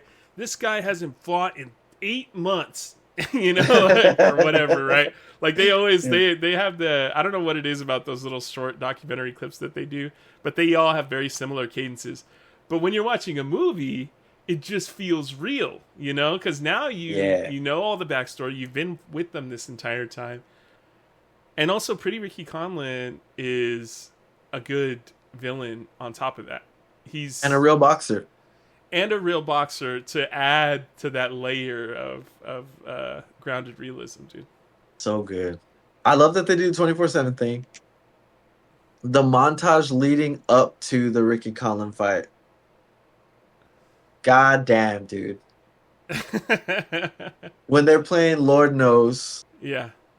And Tory Lanez and Meek Mill are rapping. And is that where they're doing the wheelies on the dirt bikes, or is that the yeah that's that one, right? Yeah. That shit's good. The score is what it is, right? Right. Like the score is great already, and you think that's all you're gonna get because it's all you've been getting this whole time. Right. Is the score. He starts to run, and Meek Mill and Tory Lanez start rapping. The bass drops, and he's like full sprint. These motorcycles behind him, and they could have let him. You hear the audio of him yelling up to Rocky, right? which would have been fucking dumb and corny. Because there's no way what he says there would sound cool or inspiring. Like, it's lame. Yeah. But when you take the audio out and you just do the imagery behind this awesome song that's happening, like, it's magic. It's movie magic. It's movie magic. And when you were dance playing the movie, you said I could run through a wall when that shit came out. That's real. That's the transform your life stuff I'm talking about. Like, when I watched that movie and prep for the podcast, I'm like, I'm getting up at 4 a.m. tomorrow. Like, there's nothing else I'm doing other than getting my shit together. What's funny is that the first Rocky movie has that moment is the running up the steps, right? Where he finally is able to run up the steps all the way to the top, and then he's kind of like triumphant in that moment. And they needed to create a moment that was evocative of that without just stealing it or like pointing at it. And again, it just kind of points to Coogler's fucking vision. He's got that extremely, extremely effective vision that he did create a moment that was that, but not that. Completely, like, it's not that. That's its own fucking thing. That's not happening here. This is Creed's moment of, like, ascension, Yeah. And it's fucking, it's crazy. It's just crazy. It gets the people going. It really does. I'm people. It really does. It really does. Then you go and he gets his shorts and like there's a lot of moments. Yeah. But when it's fight time, it's so easy. to be like, okay, and then he fights and well. then he fights, and This is the fight, yeah, and you could just throw it away because you've already put the work in, and we all know how these movies go. yeah, And all right, give him the fight, yeah. right? But he doesn't. Kugler doesn't do that. No, yeah. He takes Its so, own little movie, dude. bro. It's like when he gets to the end, he puts on like velvet gloves, and he just like handles this shit with even more care than you could ever think that would happen. It's like he puts the shorts on, he's got his hood up Yeah. or whatever, and you play Hail Mary by Tupac for him to come out. Bro, by that time I'm like fucking shadowboxing in my living room. Like I'm so hyped by the time that part gets around. And then you even the other song, which British rap sucks, but it's that Don't Waste My Time song's not bad when Colin's coming out. Um, and then you get to the fight part. And this movie also has some of the best shit talking, Yeah. like in ring shit talking, like when Adonis is training at the gym with the glove guy's son. Yeah. He's like, "Why are you throwing them hard shots?" He's like, "This is my gym." He's like, "Fuck this gym."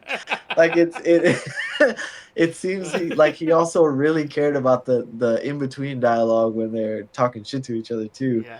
Conlon, it's the same thing. Like when he's like, "You bleed just like me," like they're talking shit to each other. He's like, "It's real for you now." Like they're talking good, like good shit to each other. Like you could hear that at your local pickup game. Yeah. You know what I mean? It's good shit talking. That was always And they my weakest part of any kind of sports that I ever played. yeah, I you're not good at shit talking I'm people. not good at shit talking people. I'm like, nah, you no, you aren't a good player. And I was a catcher, and You in, gotta be good at it. in baseball, catchers are supposed to like shit The talk. Graham Bino. Yeah. Yeah. But I just never really had the skill for it. And even when I would play pickup basketball with my buddies, they would shit talk each other a lot, and my boys would say stuff, and I'd be like, "Yeah, fucking get them," and I'd be like, "Damn, I gotta write that down next time." That's a It good one. seems it seems like some of the most run of the mill basketball trash talk would really get to you. Oh yeah, I'm a very vulnerable person by nature. Yeah. I feel like I could make you pass the ball. Yeah, probably because Like instead of shoot it, yeah. I'm already doubting my ability to make the shot. And if someone starts making fun of me to my face because I've Yeah. missed the last 3 shots, I'm gonna pass it if they make fun of me for missing those Yeah. shots. Yeah. So Like if you catch the ball and I yelled like, "He's with us. Let him shoot." You would if you said be that, I would pass you the ball.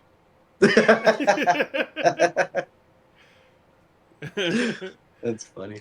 It's the worst. It's probably, yeah, that's like the most glaring thing. And my dad would tell me that. He'd be like, "You need to get in their head, you know. You got to say something when you're out there." Like, and I'm like, and then to me, I'm like, "No, we'll just win because we're better. Like, you don't have to do that.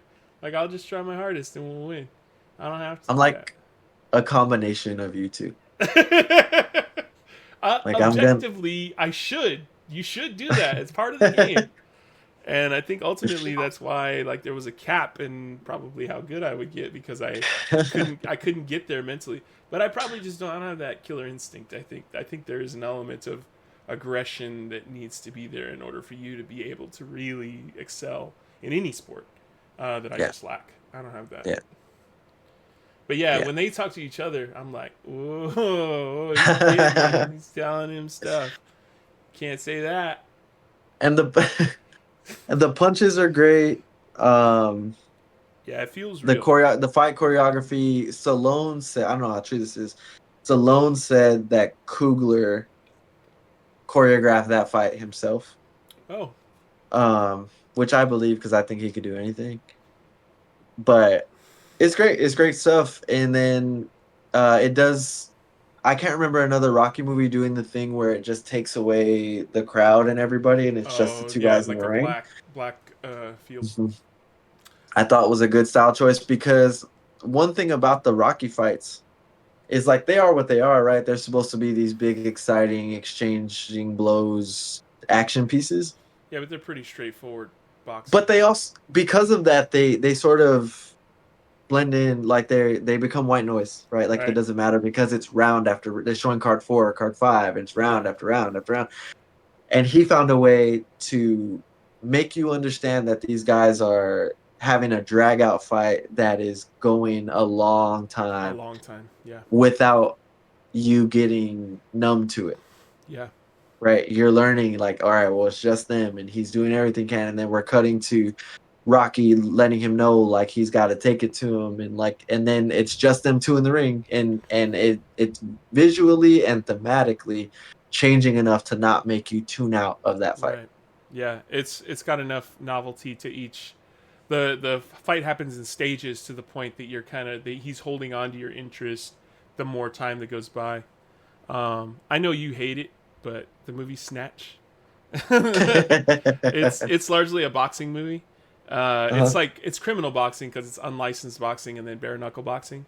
But they kind of do that thing where they blur out the crowd, and it's Yeah, almost like it's just the two fighters there. And it's Brad Pitt yeah, who's the fighter, so he does it exceptionally well. But they do a similar thing where when Brad Pitt gets knocked down, when he falls down and he hits the mat, they show him fall underwater, you know? And then he's kind of like looking up at the water, and then he's seeing his body like laying there, and he's seeing the other boxer talking shit to him. And then it's him like trying to kind of struggle to get back to his body. But it has that kind of like zoomed out. And it does the same thing where every round of the fight changes dynamics, you know? Like yeah, to kind of keep you interested in the fight because fights do get stale. I think if you do it like how, like you said, like how Rocky does it, because then it's just there's no definitive moments. It's just okay. Now they're fighting, and you're kind of just waiting to see what happens in the end yeah, because it does all kind of bleed together. But yeah, Kugler especially, he makes it feel like it's taking a long time, and like they're really yeah. working their asses off to kind of stay in the fight. It's not And easy to do, you know. Like no, no, because then he does like his best part of his best work in this movie, which is all of the themes that I talked about it being earlier, right? Everything I mentioned, I said this movie was so deep thematically. Father son movie, self discovery movie, movie about forgiveness, self worth, legacy, right? We're in this like rock'em sock'em fight scene. yeah, It's dragging out, and they're just punching shit at each other in the face, talking shit to each other. And then you get to the corner in the last round where his eyes close, yeah, and he's talking to him about stopping the fight because why wouldn't he, right? And he's like, I can't. Like, you yeah. cannot stop this fight. Please, Why? yeah, Why can't you stop? He said, I need to prove yeah, that I'm not a mistake, right? right. Like, what?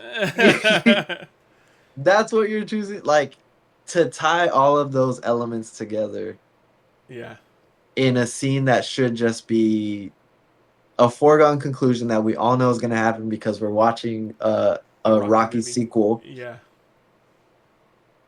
He ties it all together, and it hits you like a fucking anvil when he's talking about when he says that. Like, Michael B. Jordan is a goddamn star, yeah.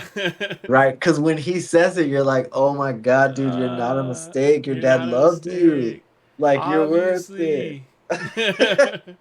Come on, and then man. and then Rocky immediately is like, all right, well, here's what we gotta do, right? The whole movie, they've played, a reminiscent score. It feels Yeah, like the trumpets and the deep bass, and it feels like a Rocky movie. yeah. They haven't played the actual song to that point. But we've not heard the song, Yeah, you know? And then he says, I'm gonna knock that son of a bitch down. yeah. Say it. I'm gonna knock that I'm son gonna of a knock bitch that son down. of a bitch down. And then he stands up and they play. I'm getting my fucking hair standing up on the back of my neck right now. He gets up and they play the fucking Rocky score. Bro, in that moment when he says, I'm gonna knock that son of a bitch down, and he stands up and they play the Rocky song. Yeah, I feel it. Bro, my dad, for the longest time, has said if he is ever dead, pronounced dead, that if you play the song from Conan the Barbarian, Oh. that he would find a way to resurrect because that's what that song. I was always like, shut the fuck up. Like it's funny. That's really Yeah, funny to it's a say, funny but thing like, to say. oh, okay. I swear to God, I could come back from the dead if you played that scene for me. Just that part. Just that part. It's so goddamn good. And then they go out there and he's taking it to him. He finally knocks him down. He does the flex thing over him like Ali. Yeah. And it's hype, you know what I mean? And you feel like he did it. This Yeah. has got to be what the people who watched the original Rocky felt like when he Right. went the distance. When he went the distance, yeah. It's like a really, really narrow path to do exactly what everybody expects you to do, but Yeah. do it in a way that doesn't feel forced or corny, and ultimately kind of fall flat. But man, he just like navigates it perfectly because it doesn't matter that you know it's coming. It doesn't matter that you know what's going to happen. Like none of that matters because you're so in the moment. You're so invested in it, and it's so cinematic. You know, like you can't help but just fucking clap. You know. For real. This is one of those like clap in the theater Yeah, fuck when yeah. you normally wouldn't type movies. Fucking knocked him down, dude. And Bianca again with the perfect reaction to the decision. They announced that it's Conlon in a Yeah. split decision, and she looks fucking disgusted with like tears welling up in her eyes. Like, yeah, right. Like, I know what I watched. My man won this shit. Like, My she's man so won. real. It's so good. It's a fucking His good movie, speech at man. the end about his dad, proud to be a Creed. He ties that movie together in with such emotional weight. Yeah. It's got a bow on it, man. He spent the whole time grounding you in this world, and it pays off because you're so grounded, you get really wrapped up in the characters. It doesn't you don't feel like you start to feel like you're watching a documentary almost. It's in their dialogue, the realism in their dialogue, the shots that he chooses to take like up through the ropes when Adonis is helping Rocky and he's sick, or like from the entryway of the hospital room when he's sitting next to him when he's on the bed. Like there are just these small times where he takes advantage of you in that way. Like, are you watching a movie? Am I filming this? You know what I mean? Like it's just a different shot than you would normally see. Yeah. And the dialogue is so real and the reactions to things are so real that by the time you get to the part that should be cliche and generic and overdone, it can't be that anymore. No, you care too much now. You can't dismiss it that way. So when he says he would tell his dad like that he forgives him and that he's proud to be a Creed, like, yeah. Oh my fucking God, dude. Like, it slaps you in the fucking face. Like, if you don't watch this movie and feel that, if not on your phone, if you're watching the movie, paying attention to it, you're dead inside. Like, there's no way to watch this movie and have it not elicit emotion. Yeah. It's too much. The pacing is perfect. The character building is perfect. The world building is perfect. The characters are all completely fleshed out. Even Rocky, who is probably the most well-developed character, maybe in the history of all fucking characters, they still managed to add a layer of investment and a layer of care about this person that a lot of people going into it don't really give a shit about Rocky or like never watched the original movie, you know? 2015 when this movie came out. That was decades after. I You can know? almost guarantee you that anybody who watched Creed and loved it went home and watched Rocky. Just to spend more time in the universe and to Yeah, try and feel closer to what Donnie was yeah, feeling. You know, yeah. I love this goddamn movie. it's a good movie. Good So goddamn movie. good. How you Uh, doing on your drink? I'm almost done. It is hitting me insanely hard. I've got, I think it's got a lot of sugar in it, in addition to having a fairly high alcohol content, because it is like sitting in my stomach, and I can feel it sloshing around in there. And You bought the tall twisted tea? the tall twisted tea extreme. Yeah, I'm like 1.5 in. You already I've finished been one? I've been talking a lot, so I've been pretty thirsty. And yeah, like I'm It's I'm good. I'm feeling I'm feeling kind of buzzed. And Coogler's so good in this movie. I was talking about the end of this movie. I damn near cried. Like this movie's so goddamn good. All it does is prove you Loved have it. a heart. Well, maybe we don't publish this one then. Yeah, it feels too personal. We'll hold on to it, buddy. Folks, I'll still post it. Don't worry about it. I just won't send it to him. Who do you think would win if Rocky fought Donnie? In his prime? Both primes.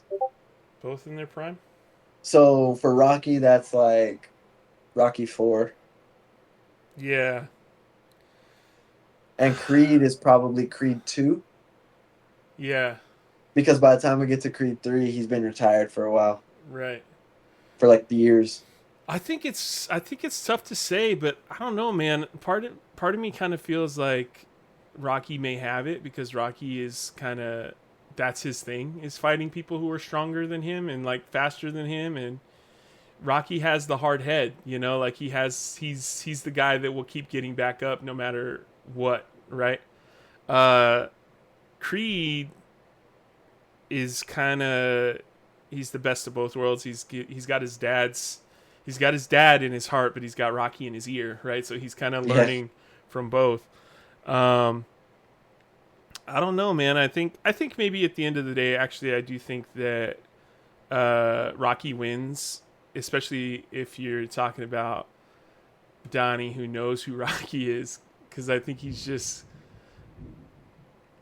I don't know. I think Rocky has the edge because that's what he does. Is he beats people who are better than him. Yeah.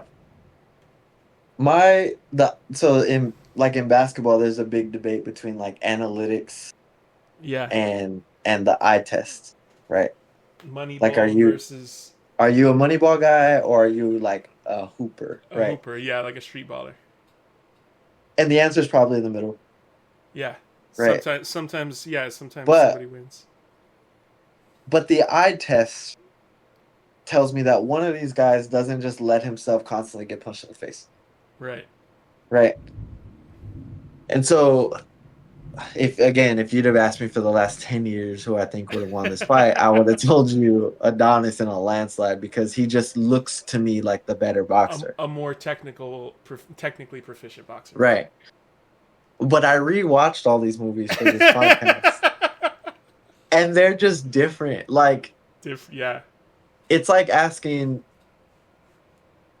both given cars who could get out of a situation between Baby Driver and Dom from Fast and the Furious. You know what I mean? Yeah. And it's just like those movies are made differently. Like Ryan Coogler created like a grounded world with real Right. logic and like fight physics. His character's an actual boxer. And the Rocky movies, He's a superhero. he's Dominic Toretto, dude. Like yeah. he cannot. I went and looked at in Rocky 4. They show like how strong Drago's punch is. Right. 1.5 times Mike Tyson. That's crazy. It's like the bite strength of 2 tigers. Yeah. Yeah.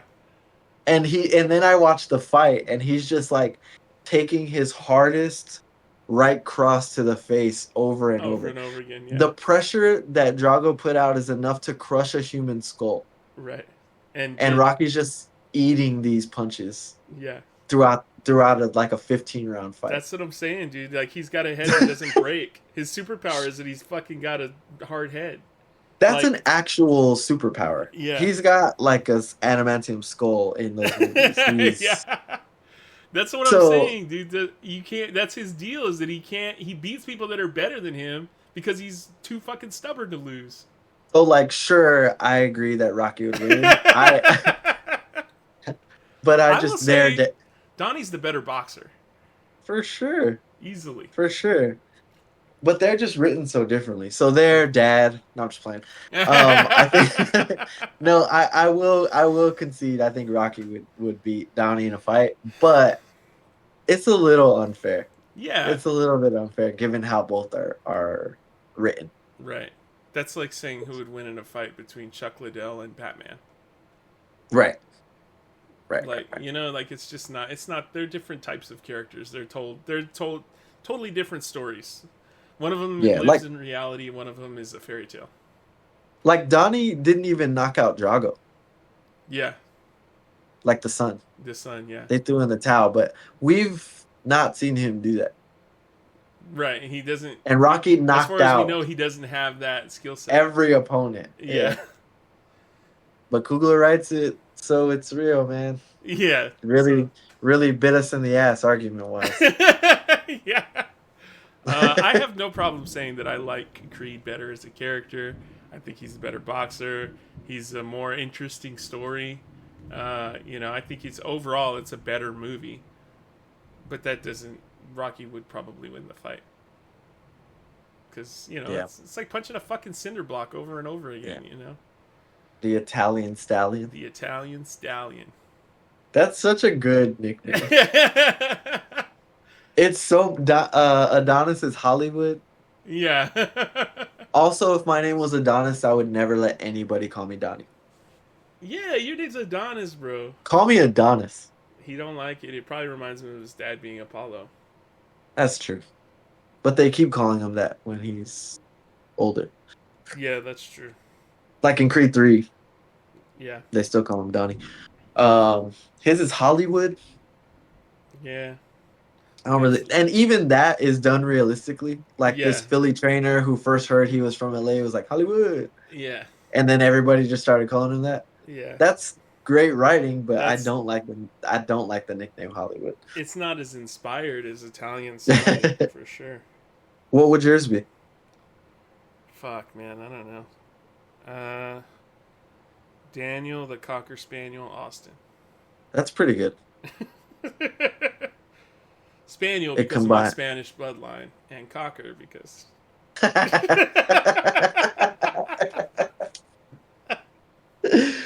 It doesn't have to rhyme, Oh, sorry. but Spaniel does rhyme with Daniel. Good job, bud.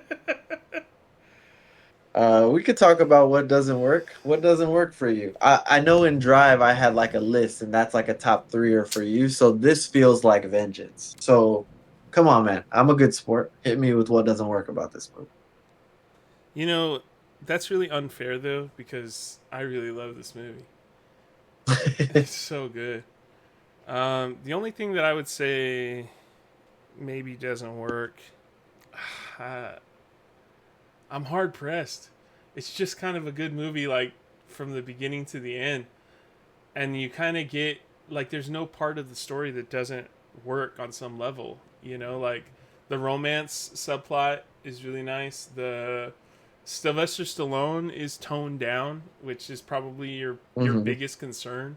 I guess if I had to say anything, it's that like it is very predictable. There's Yeah. no part of the story is very shocking or like. But do you care in a Rocky movie?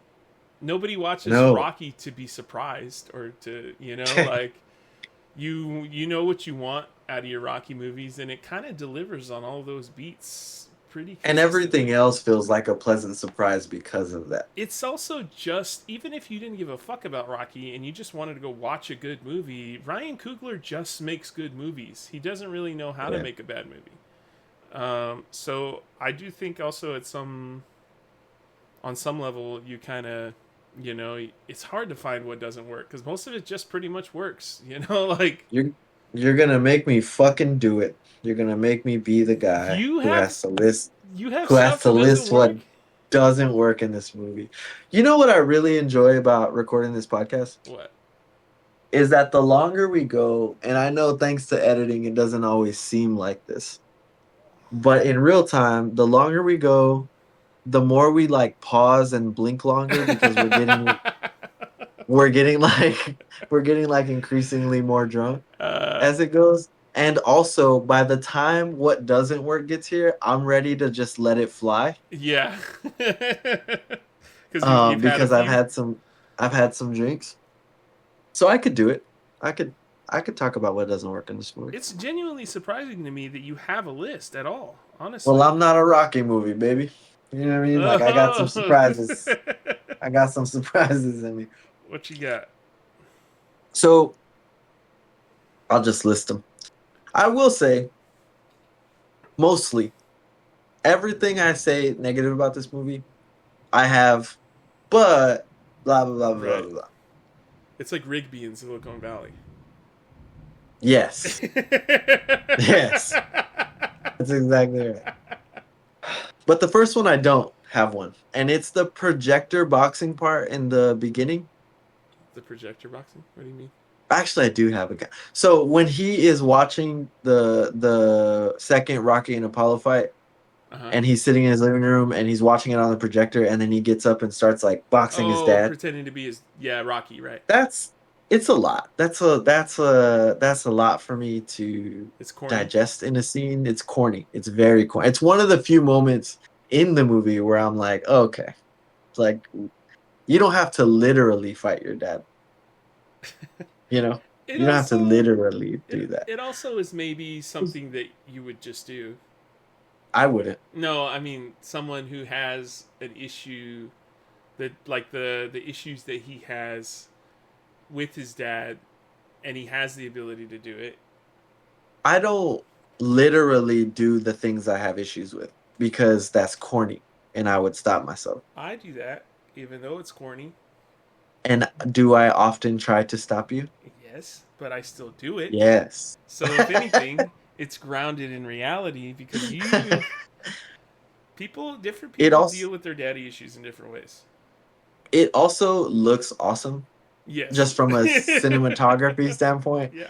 Like, why would he have a projector? But the fact that he does makes it look great. Yeah. Like that the fight's going on his sleeve and shit. Yeah. It looks good. So that's one thing where I just like it just bugs me. Do you think Kugler just wanted to do that? Like he just thought it would look cool? Yeah. I think 100%. He was like, I need this shot Yeah. of the past fight projected literally onto Michael B. Jordan. Right. T. Jordan, I'm sorry. Yeah. And you know what? That's probably why that scene rings bad to you is because anytime a director says, I really want to make this shot, it's to the detriment to the movie because you're shoehorning it into an otherwise, solid movie that doesn't need it. Drive did the same thing with the mask in the doorway. You cram it in there because you really want this cool shot, but you don't really have a good reason to do it. And in this case, at least there's a reason to do it. It's just narratively it makes sense. It probably says more about me than it does the movie, but for me it doesn't work. You don't like things that are too vulnerable and earnest.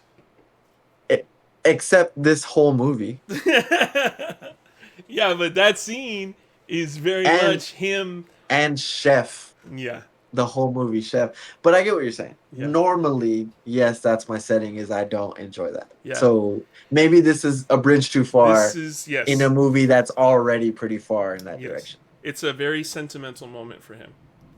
Mm-hmm. Very, very much him being vulnerable and kind of, leaning into what, the whole character of the movie, It's visually showing what the movie's about in a scene.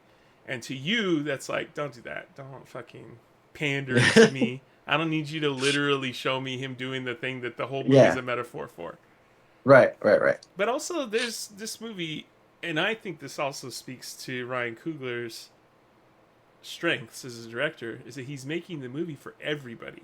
And there are some Yeah, idiots out there that really need to have it spoon fed to them like that. that's fair. And he's like, It's a popcorn movie. he's throwing them a bone, you know. It's a popcorn movie. That's fair. That's a good defense of it. You always defend what doesn't work about movies. Do you notice that? Somebody fucking worked their ass off and poured their blood and sweat I and get tears it. into the I movie, get it. dude. I get it. They But we should should be just defended. rename this segment. We should rename this segment Dance Court. When we talked about Drive, I conceded lots of stuff that didn't work and didn't really try to defend it. You're already on that side. Well, yes. You're just nice. Yeah, I'm a nice guy. Sweet, sweet boy. And handsome. Also, my mom says I'm really smart.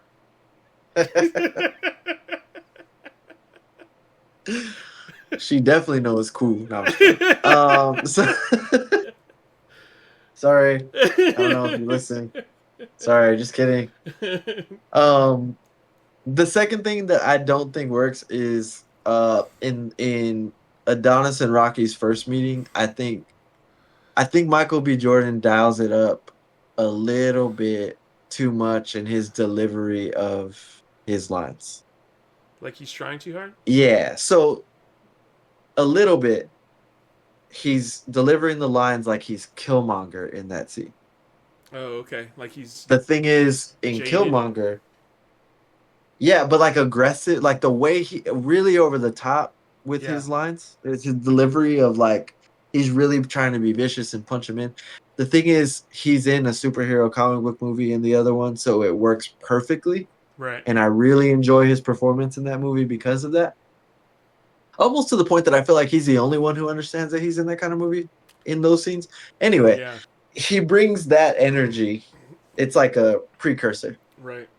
in that scene when he's like telling him, what's the exact line that he says? Fuck, I can't remember the exact thing that he tells him, but he delivers it so sharply at the end of his sentence that I'm like, relax. Dial Like it back. you're over delivering this line. Let's relax a little bit. So I think that part rubs me the wrong way a little bit. He's gotten so much better. Like from here, Yeah. even though he's excellent in this movie, right? And he plays a hothead boxer who is going to feel a lot of things and is going to. We know people who talk that way because they just feel too much. They can't, Like, yeah, all they right, can't bro, process their emotions. the walking Instagram caption of a person who is just like they're just a raw nerve who says stuff that's like you want to roll your eyes at. Yeah. But so he's playing that, to be fair, but in that scene I don't feel like it feels calls too for much. it. And he's improved a ton from there to Sinners, right? Do you think some of that is him? Well, no, because he's been a lifelong actor. Yeah, he's he's active. He's met lots of famous people and shit like that. So I was gonna say, do you think maybe some of that is him acting opposite Sylvester Stallone in a Rocky movie? But I don't. I think he's got to be immune to that by this point. He's an old hand at it. You think he just overplayed it because maybe they were asking for that and he just went overboard. And you could do like he's meeting Rocky for the first time. He's upset. This guy. He also hasn't forgiven his dad up to that point. Like he's kind of resentful of his dad still, but he's like reluctantly trying to bridge the gap between, you know what I mean, to kind of patch that. Yeah. Obviously, he does feel a lot of things about who his dad was and what that means for him, and he's meeting the guy who's representative, basically, of his dad at that point. And the other stuff I have that doesn't work is like related to both of these things that we're talking about, because the other one is like a line delivery from Michael B. Jordan when he says he's fighting Ricky Conlan, and then he screams, "I'm fighting pretty Ricky Conlan!" Oh yeah. And then he just kind of like looks at the camera almost in like a tough way. Yeah. And it doesn't match up. It's awkward. It's weird. I don't like that scene. Nobody reacts that way. It's the one time that I feel like the dialogue is not rooted in realism at all. And I'm like, what the fuck was that? And then the way he stares off is also annoying. Yeah. I don't like that. I don't like that he shouts, "I'm fighting pretty Ricky Conlan." I think that's out of character for him. It's the one time that it takes me out of the movie. Yeah. Luckily for the movie, immediately after that, they start training for fighting Pretty Ricky Kong. And I've already talked to you about how I How feel you about like that that? scene. I Um, do also recall during that scene kind of rolling my eyes when he yells, "I'm fighting Pretty Ricky Kong." It feels forced. It's like, okay, he needs to be excited. So how are we gonna be yeah, excited? And Michael B. Jordan's like, "Oh, I'm gonna shout. I'll just shout it." You know, yeah, it feels kind of shoehorned into. It also just doesn't really matter. He has also been largely pretty understated for most of the movie, and this is not that. This is the opposite of that. So why it's very out of character, I think, for the character. So that's yeah, yeah, it rings untrue, like you said. yes. Similarly, one line that you can tell that they tried to make stick Yeah. from this movie, and it felt forced, was one step at a time, one punch at a time, one round at a time. Oh yeah. There are lines in this movie that are impactful, like I talked about earlier, where he's like, "This is the toughest opponent you ever face. Right. Every time he throw when he throw him back at you." The other great piece of advice in this movie is when Rocky tells him, "When you're talking, you can't listen," Yeah. and You're that not is an learning anything. Yeah.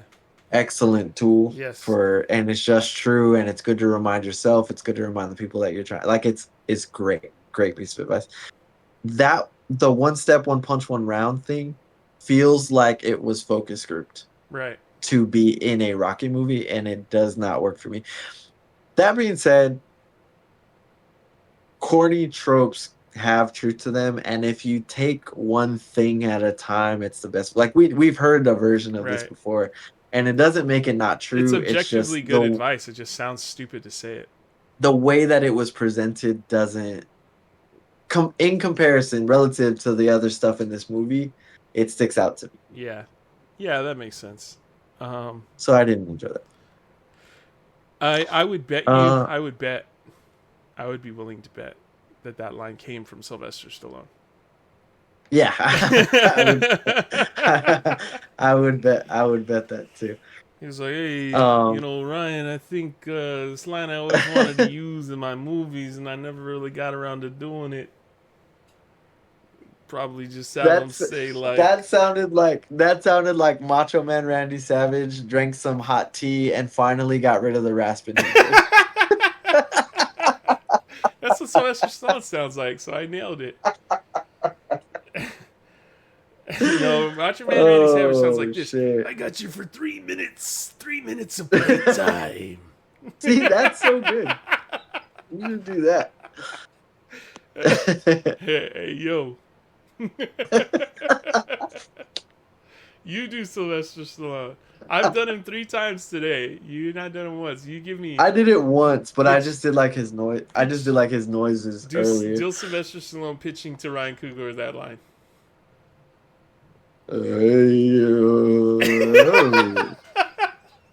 He never got it out. He was nervous. He never met Ryan Coogler before. Oh God. Uh, That's not a lot of things that don't work. We knocked out what doesn't no, work well, in there's 5 minutes. there's one more. God damn it, Matt. Nobody talks enough about how Rocky killed Apollo. Rocky didn't kill Apollo. Every time they see him, somebody should be like, "This fucking guy He didn't throw in the towel. killed Apollo Creed." Drago killed Apollo. Drogo did kill Apollo. You watched Rocky 4. Yeah. Bro, he was unconscious. He should have thrown the towel. 4, 5, 8 punches before that happened. Like the entire round he spent being on the ropes limp while getting punched in the head.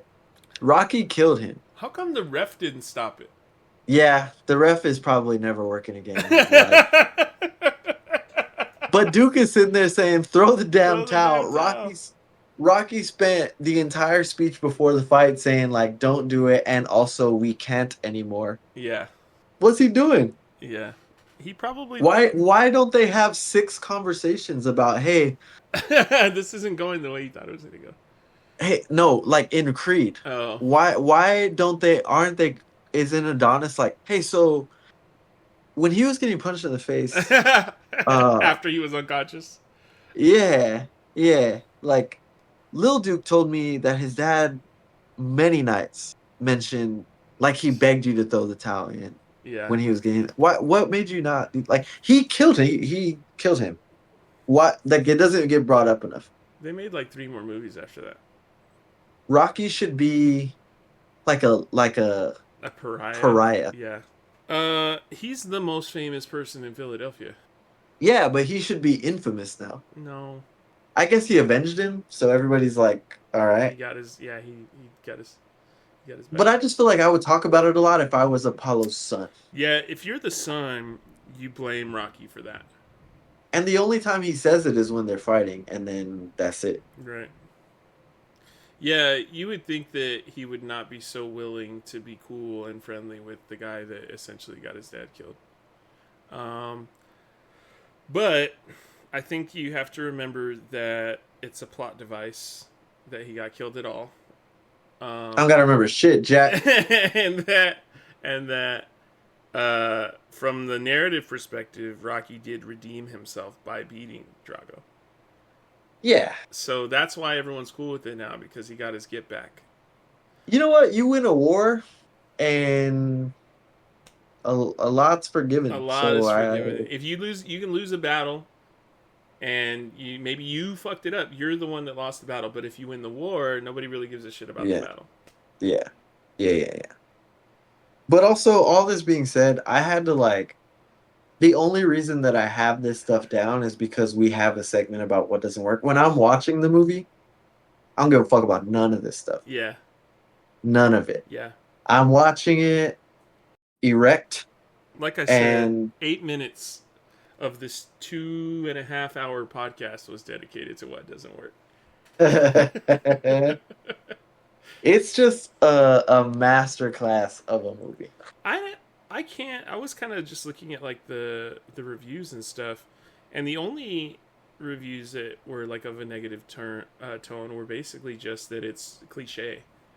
Um, but again, that's all. Literally every single Rocky movie is exactly cliche. You know, every other than Rocky One, which was very specific.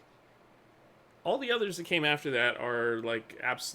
They're all cliche because that's kind of that's what they are. You know, they're nostalgia, um, and especially now it's even more so. So Creed needs to be kind of a cliche. You know, like it's got it in its DNA. Those people didn't go into I don't know. They went in with a different headspace, I think. I think that those people If that's your note. are Yeah. probably racist and awful. It's gotta be. Gotta be. And they were I'm like, they went in there with their arms crossed like this, and they were like, yeah, right. Oh, give me a break. Oh, yeah, okay. That's that guy who writes that story. He writes that review. yeah. He Yeah, fucking yeah. sucks. I know that. They're like, why don't we make a boxing movie with Michael Rappaport Yeah. instead? Oh This is God. bullshit. Yeah. I want to see a movie where an Israeli commando is a boxer. Your power goes out again. Hey, I watched Funny People again the other day. Yeah, That movie's funny. it is. It's good. The It's first hour is like really good. really good. Yeah, it does fall apart a little bit at the midway point. Sure does. Um, But I love this movie. This movie is responsible for like I think a pretty lasting change because I've never had this heavy of a concentration of Rocky Creed movies until I prep for this podcast. yeah. I think it's enough to have some like lasting effects on what my habits are. You think it's just changed you for the better period? It was too much at one time, and now I think the effects on my brain might be Irreversible. permanent. Yeah. You OD'd on positivity. Yeah. I feel very much like, man, I wish that I was a legendary boxer. hmm And that's where it ends. There is no tomorrow. Like I said, my favorite line is, "We're not those people anymore. We're turning into like regular people." Yeah, we're not regular people. You're Dan Thunderhands. Bleep out last name. I already said my last name earlier. Oh shit. Adonis, remember? Yeah. I would have to wait to see what my nickname was from ESPN. They would throw it out there. Daniel, the Doughboy Austin. And I'd be like, they said what? That can't be my fucking nickname. Jesus Christ. Sitting in your living room with the tears in your eyes. All right, well, folks, that wraps it up. Happy Hour is over. The rest of the week is full price, but don't worry. Happy Hour will be back again next week, and we'll see you then.